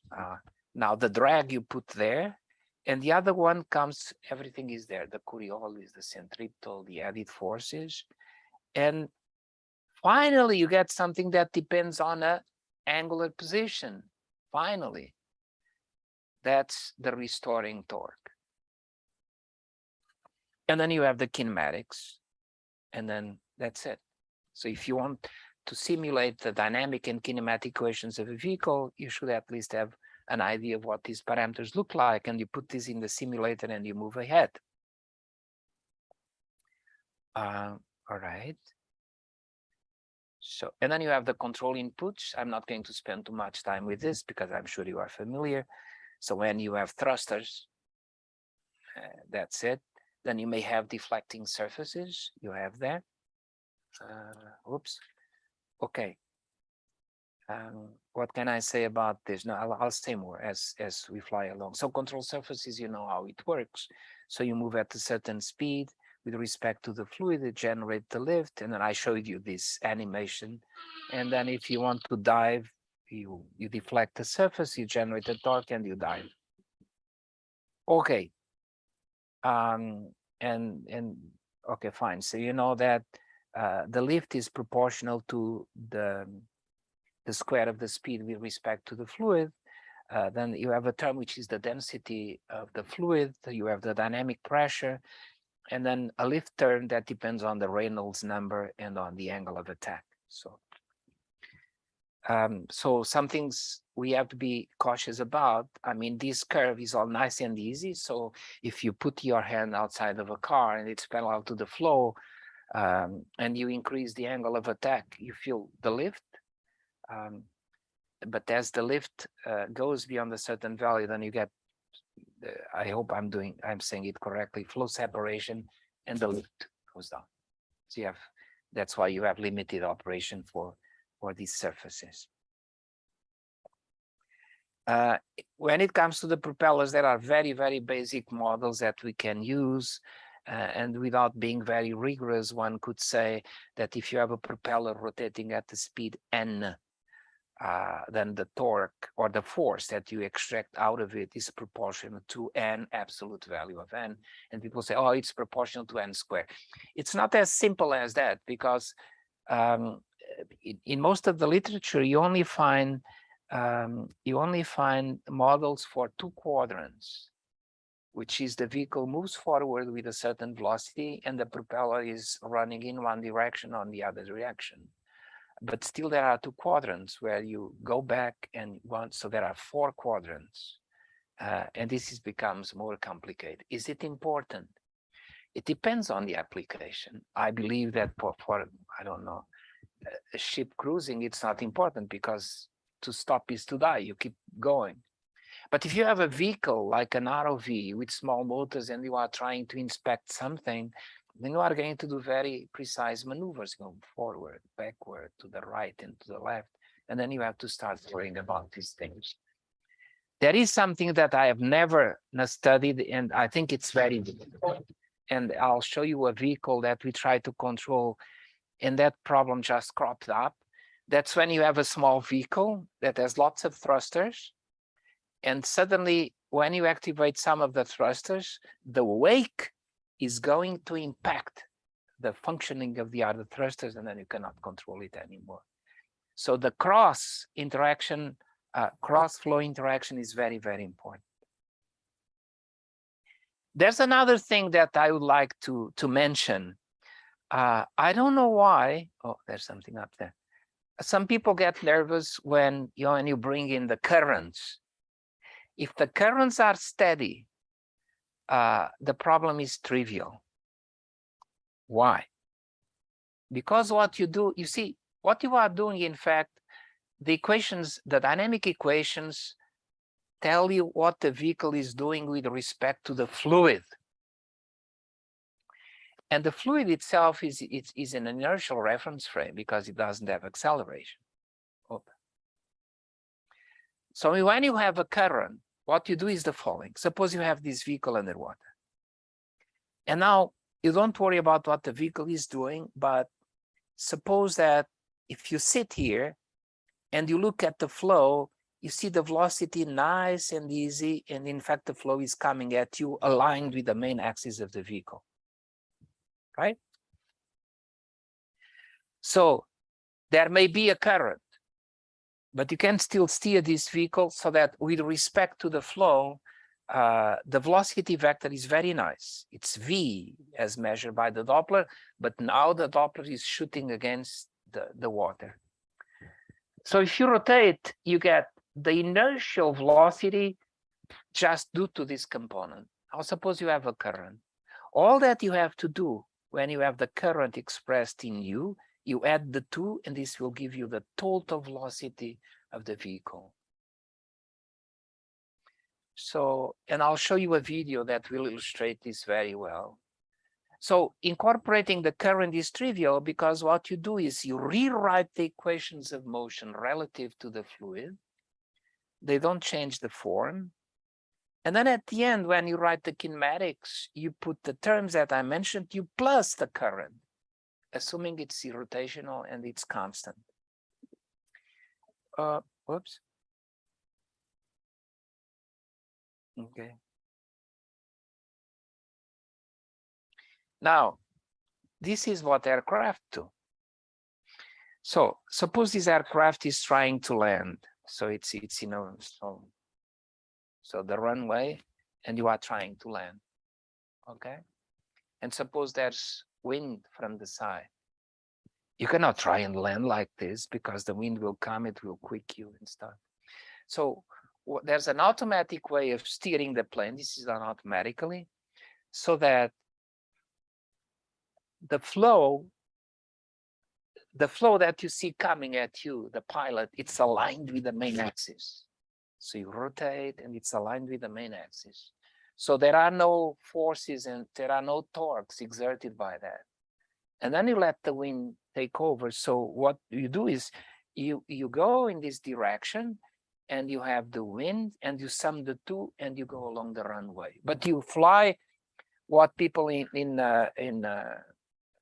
flight control call, you fly crab. You like the crabs on sand. They point that direction and go, okay? And here you can see it very easily.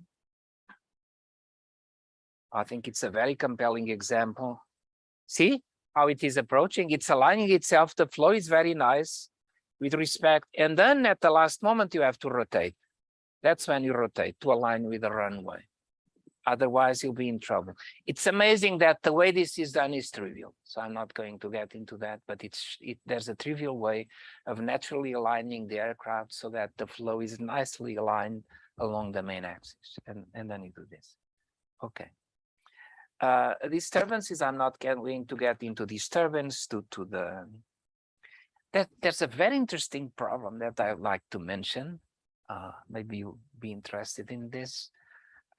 Remember a vehicle that I showed to you yesterday that was our catamaran with the big arms and stuff. And we were doing the inspection for this nuclear power plant, whatever was down there. It turned out that we could do path following under certain circumstances with currents, but when the wind kicked in, oh my God, that was a disaster. So to study good control of a surface craft under the combined effect of disturbances like currents, waves, and wind, to me, it's a difficult problem. I don't know if there is much in the literature, at least in marine robotics, the people I know, I've never seen anything, not much. Very crude models in simulation, I have never seen such a thing. So under the interaction of all these things, I think it's a very good topic. And especially for our small vehicles, that some of them have a large volume outside, so they are going to be very sensitive to wind. So in the end, the model, for example, for this was the first submarine that we built, the Infante. I'm surprised that none of you asked, why is it that we have surfaces at at the front and at the back, at the bow and at the stern. Anything comes to mind? It's a bit weird, isn't it? I mean, you don't see this on airplanes, but you see this on jet fighters, right? You have the canards. They are there. The Wright brothers, when they developed the first airplane, the surfaces were at the, it's not called the bow, but they were at the front. And it was very unstable. I mean, those guys were very good pilots. So when you are going like this and you are going to get steady flight and you have the bows here, and there's a disturbance and you pitch, the angle of attack increases, generate a torque, and blue. It's very unstable. If you have them at the back, it's the opposite, because if you go like this and if you have a disturbance, then the force will bring you down. It's a stabilizing effect. So why go for a situation where we have bow and stern? So stern is stabilizing, bow is destabilizing. Okay, let's go just with stern. If you have an AV that is doing a survey very close to the sea bottom and suddenly detect something and decide to go up, you have to lift this surface to generate force, but this will generate a torque that will bring the butt down, excuse my expression. So you have to go. It would be beautiful to have a vehicle that does like this. And that's what you do with these two surfaces. You generate force and force, you cancel the torque, and so that's what jet fighters can do. Of course, the drag is increased, you spend more energy, but that's what you gain. Okay, this is what I like to show my students. In the end, an AUV model, so you have the rigid body dynamics that is actuated by torques and forces there.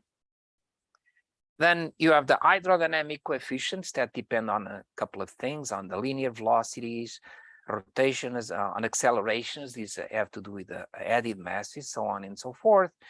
So once you start this running, then you have the kinematics, and then you have the position, the inertial velocity, the Euler angles, the derivative of the Euler angles. This is what you want to see in a simulator, right? Position of the center of mass and the Euler angles, so that you can animate this. But then you have the terms due to interaction between buoyancy and gravity. Now, how do you generate the forces and torques? You use thrusters or use deflection surfaces, and this is the complete model. So I believe that the most complicated terms are the ones that are hidden in here. But this is how you build up a nice model. So for example, in this AUV that we built, and here it seems that I'm going against my reasoning because now I'm writing the equations here. Why is this? Because when you have those equations in big form, they are very useful for you to understand what's going on. And also when you have to think in terms of the controllers, it motivates you because you can think of it as a big second order system. But now someone asks you, okay, but I have to measure this term, that term, and term. How do you do that? So when you look carefully at the equations, for example, look at the surge motion. You have the thrust is equal to mass times acceleration. Then you start having Coriolis terms. You have the interplay between buoyancy and gravity. So they have the drag due to the deflection of the surfaces and so on and so forth. So it gets a bit complicated. And so the question is, how do you find or compute or estimate some of these terms? I'm showing you some of the terms that we obtained for this particular vehicle. And if you go here, for example, this is a drag term.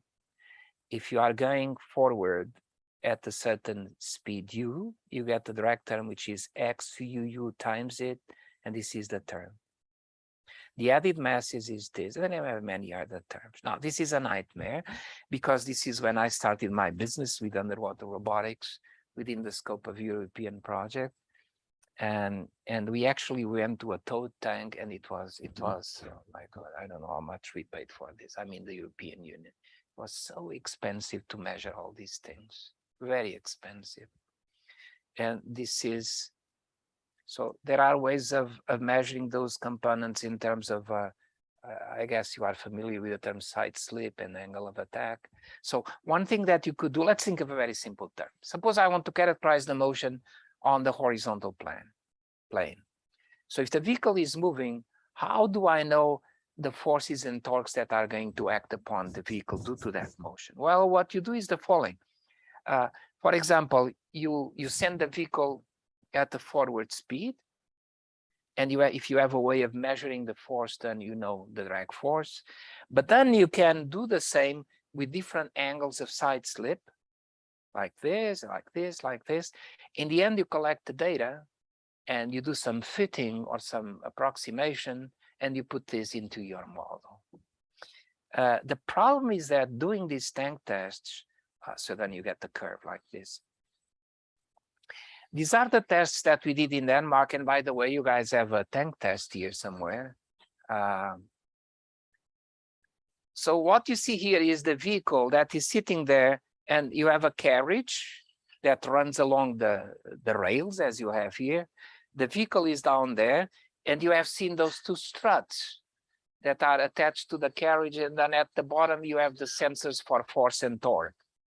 And now you have to exercise this vehicle going forward, going at an angle, then rotating, and then you keep collecting the information. You pay a lot of money and you get some good coefficients. All right. And there's another one. This one is more complicated.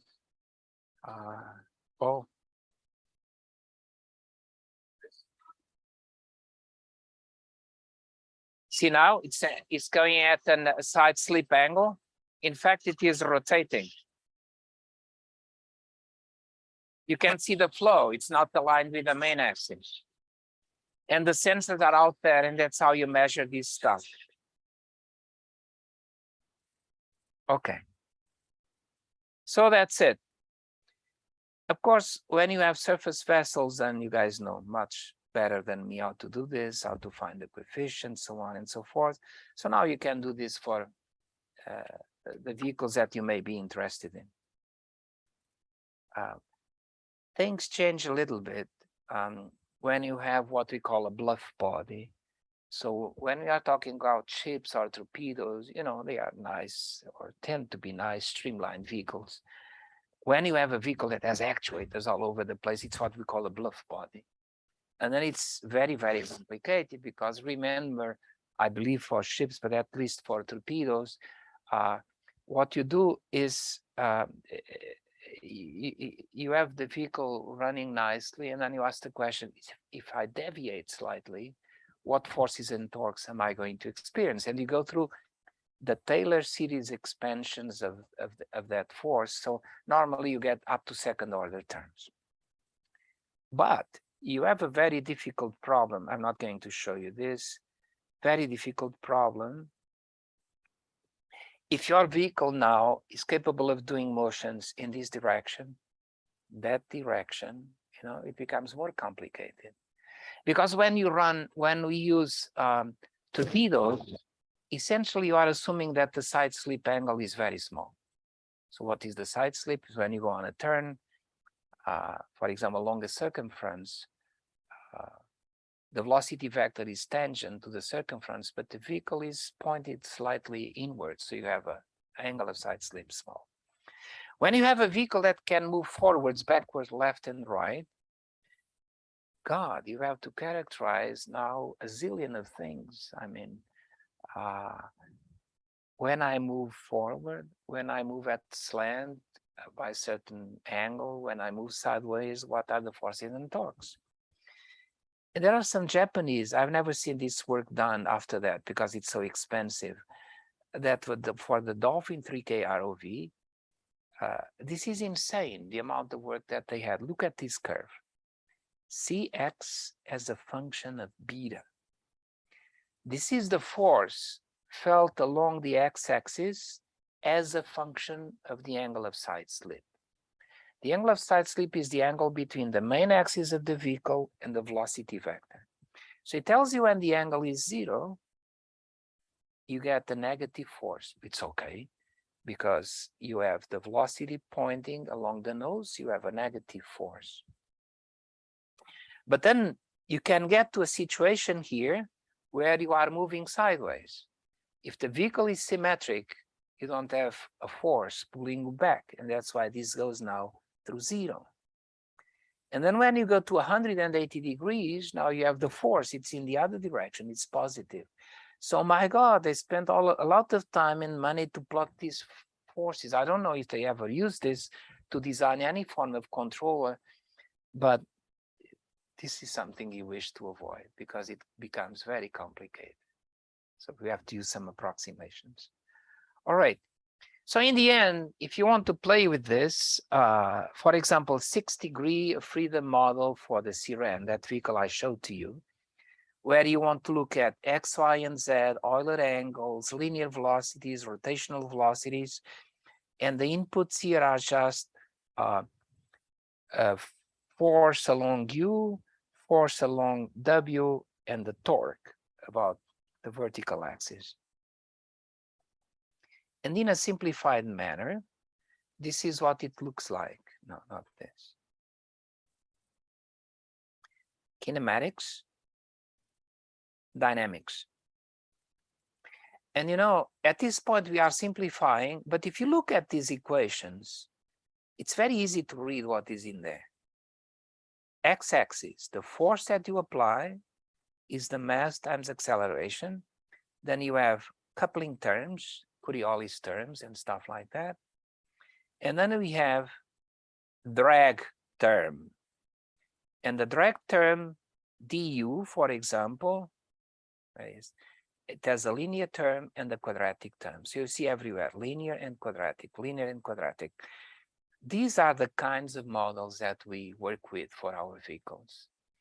There's an important thing here. When you look at the sideway, side dynamics, you see 0 there, because this is the typical case where you don't have a lateral thruster, so it's an underactuated vehicle.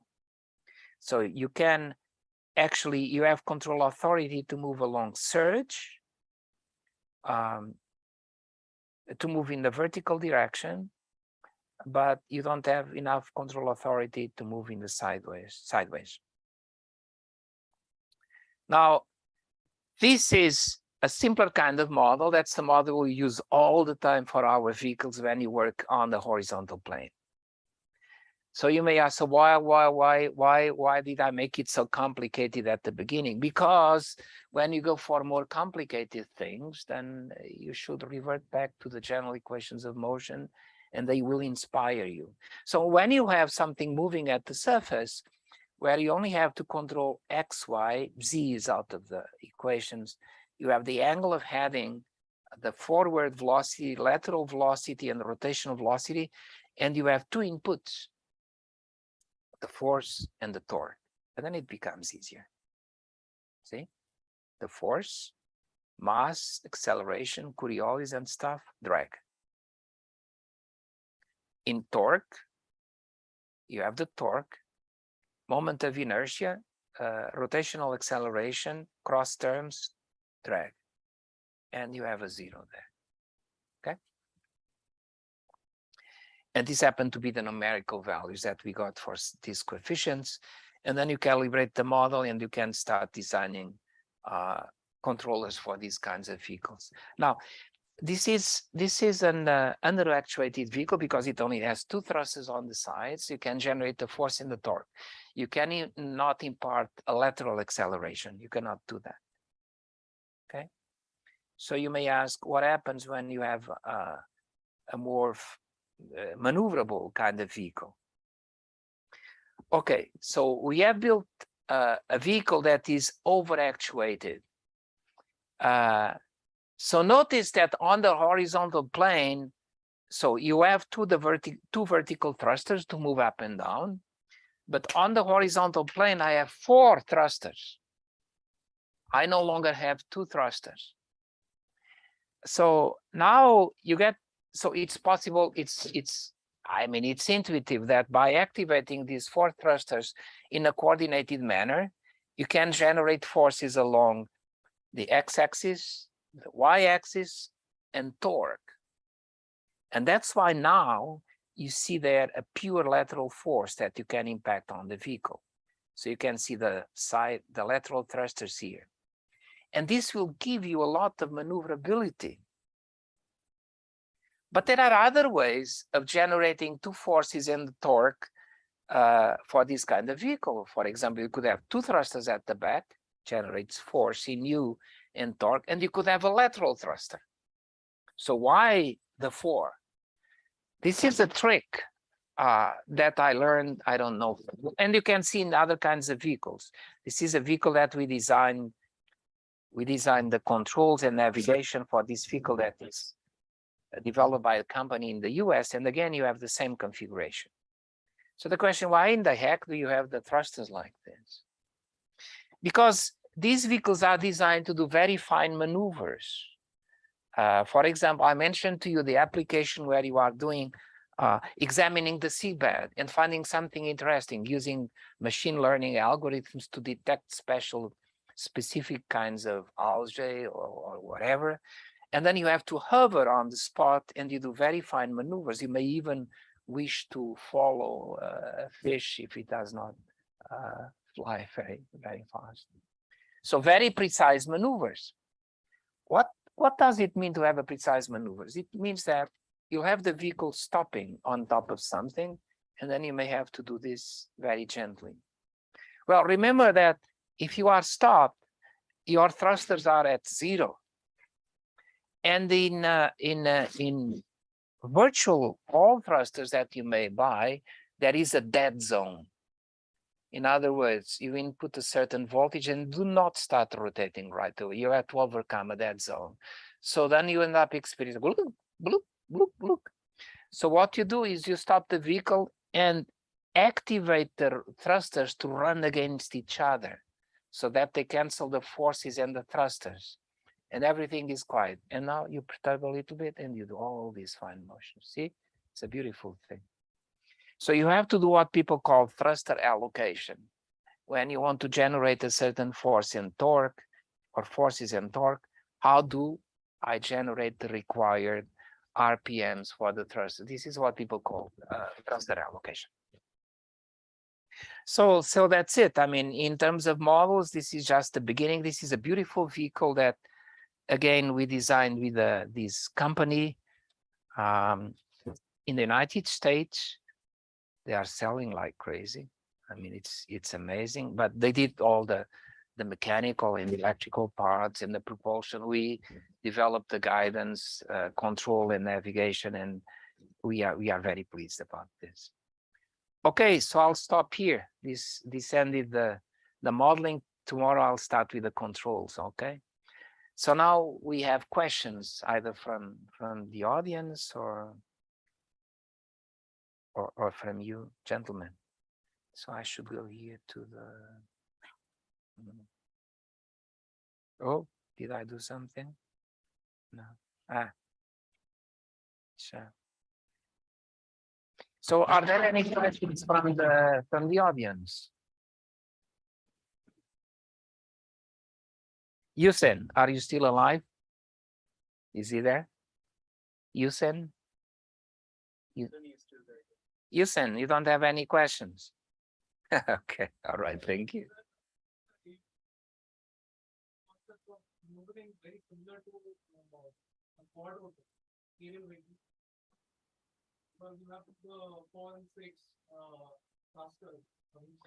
Yeah, but there's a different reason. No, I don't think they are similar at all. Because on a quadrotor, you want to activate the thing so that you generate the pitch and roll that are adequate, and you have to fight gravity. Here, you don't have to fight gravity. So you have these 4 thrusters because it's a way of generating force along X, along Y, and the torque. And at the same time, when you do very fine maneuvers, you are operating away from the dead zone of the thruster. So no, there's no connection. Yeah. So Yusen, if you have some question, please let me know. But don't feel forced to do it.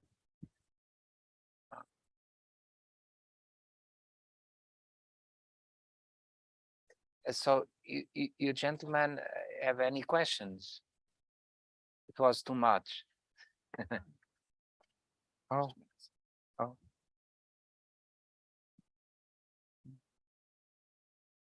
You are trying to select.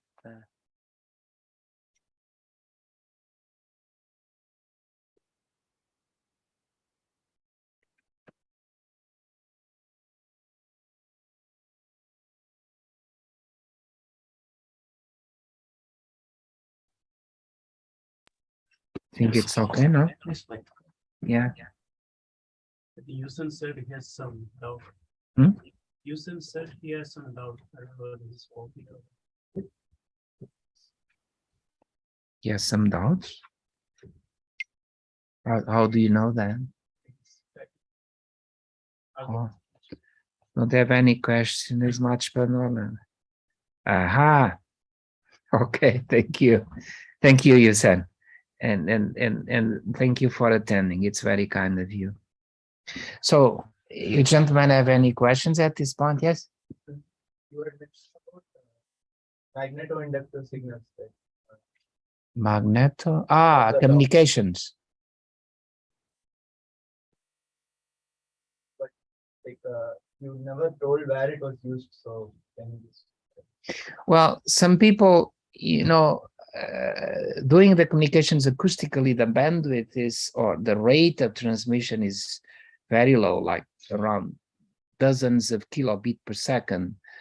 So people have tried to use other things like magnetic couplings, not couplings exactly, but using electromagnetic signals. And people claim they use magnetic inductance. I'm not familiar with that at all. I just heard that expression.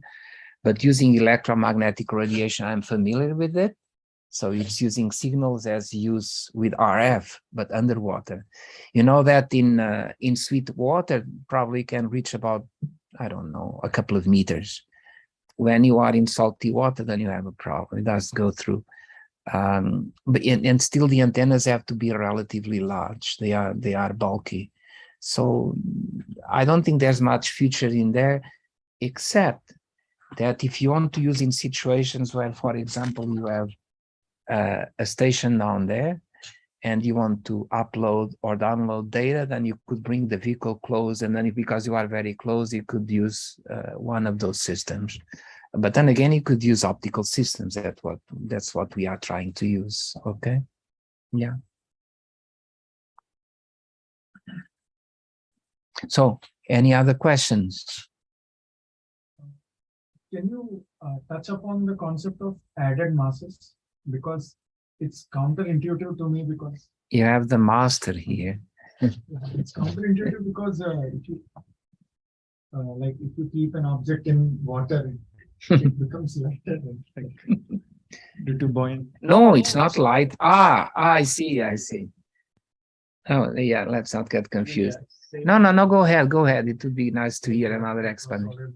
So when you accelerate, then only this appears. Okay, so when you accelerate in the fluid, so it does not have to be visible, it can be invisible. So there is an additional, like it appears like an additional mass. Okay, so suppose you have a pendulum, you oscillate in the air, and now you calculate the period because you're oscillating in the period. You put it in the water, you can try it at home, and you oscillate it, your period will decrease. It's not because it is the time, it's because of the added mass. So there's a mass added, it becomes periodic movement, right? It has an acceleration. As I know, like a differentiated, you get an acceleration. So it has acceleration, and that mass it has a kind of a apparent mass. It looks like an apparent mass attached to that. So your natural frequency is constant of k over m, but m will be m plus k, m plus added mass. So basically, when you accelerate in the fluid, it has an added mass. But this is a very sensitive point, because when Professor Suresh said you are going to experience more damping, right? Because there's drag, right? Because drag, and you say, okay, fine, I understand. That's why you have to invoke added mass. So I don't know enough about this. I only have read the part of the work of this guy Lamb, But he has shown analytically that even in an inviscid fluid where there is no viscosity, right, you experience that effect because you have to impact energy into the fluid, and that shows up as an apparent increase in the mass of the body. Okay, because you are doing, now I'm not being rigorous, it's not my field, because you are trying to accelerate, but you have to impact kinetic energy to the fluid, so it's somehow something is lost in the process. Okay, all right, so that's it. So any other questions here?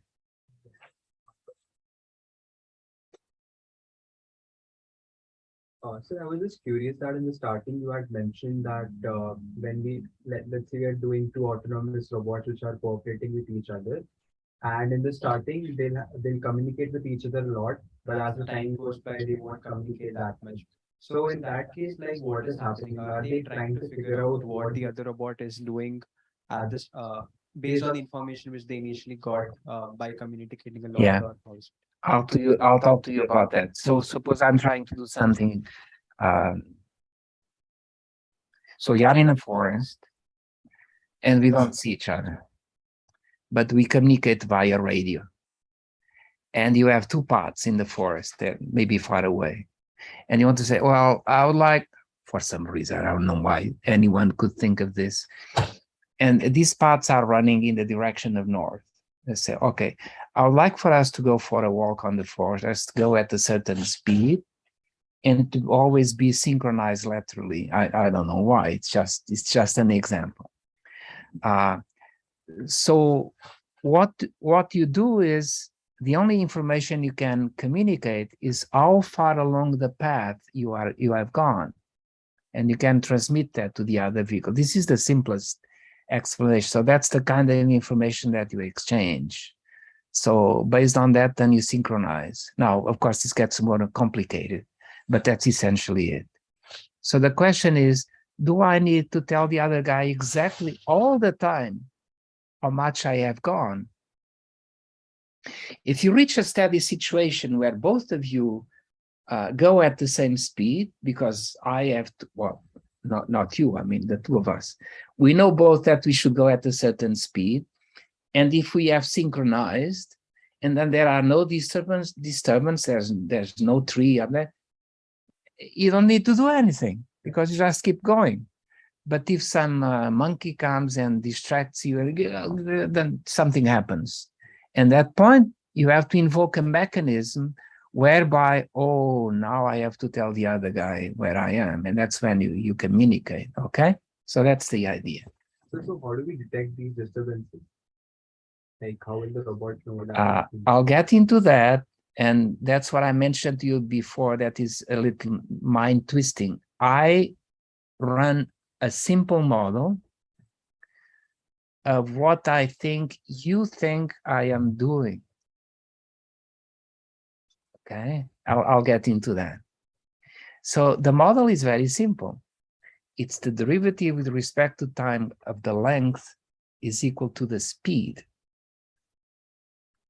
So if you initialize our two systems at the same time with these simple models, and both of them run the same model, there are no disturbances whatsoever, you don't need to communicate. But if I use that model that guy is running, so position is the integral of velocity, and I measure my own position, and suddenly I find a discrepancy because I tumbled or something, you yourself inside your system find a different, now it's the time to tell that guy to reset the estimate. Okay. So that's what we call event-based, event-driven communications. And that's why you don't need to communicate that much, okay? All right, okay. It's a wonderful trick. And we did not invent this. Yeah. So you had a question, right?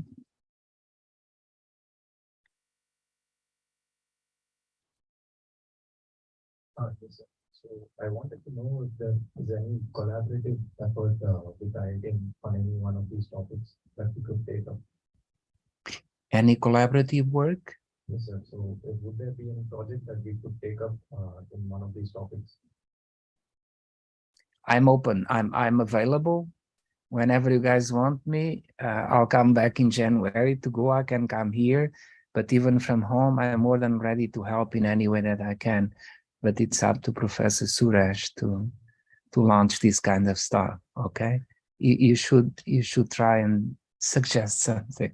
Yeah, I think it's important. Yeah, these are very exciting problems. Sorry, I could not give you a very clear answer, but that's the best I can do. For example, there are, well, but that's in the long run. We submitted an application for a joint India-Portugal collaboration with the NIO in Goa, and we got the funds to do a 3-year program. And it will be essentially to develop a hybrid vehicle that can work both as an ROV and an AUV. They developed a very interesting vehicle that they call the Cobot.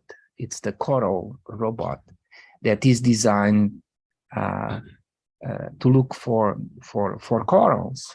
And then upon detection, the robot sort of goes down very quietly, sits there, observes the environment, and hops onto a different place. So we'll be exploring some of these ideas and concepts, okay? Anything else? Well, we can always talk whenever you wish. So anything from the audience outside? If not, then we'll say farewell until tomorrow. Thank you very much for coming and for attending. Thank you, everyone. Okay, I'll see you tomorrow.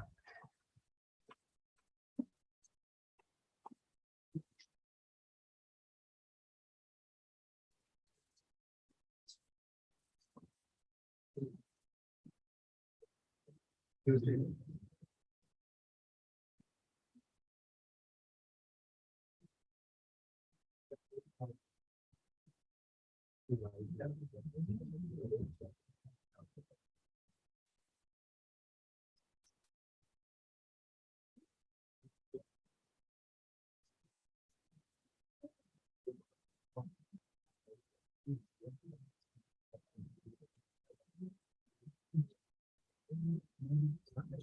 think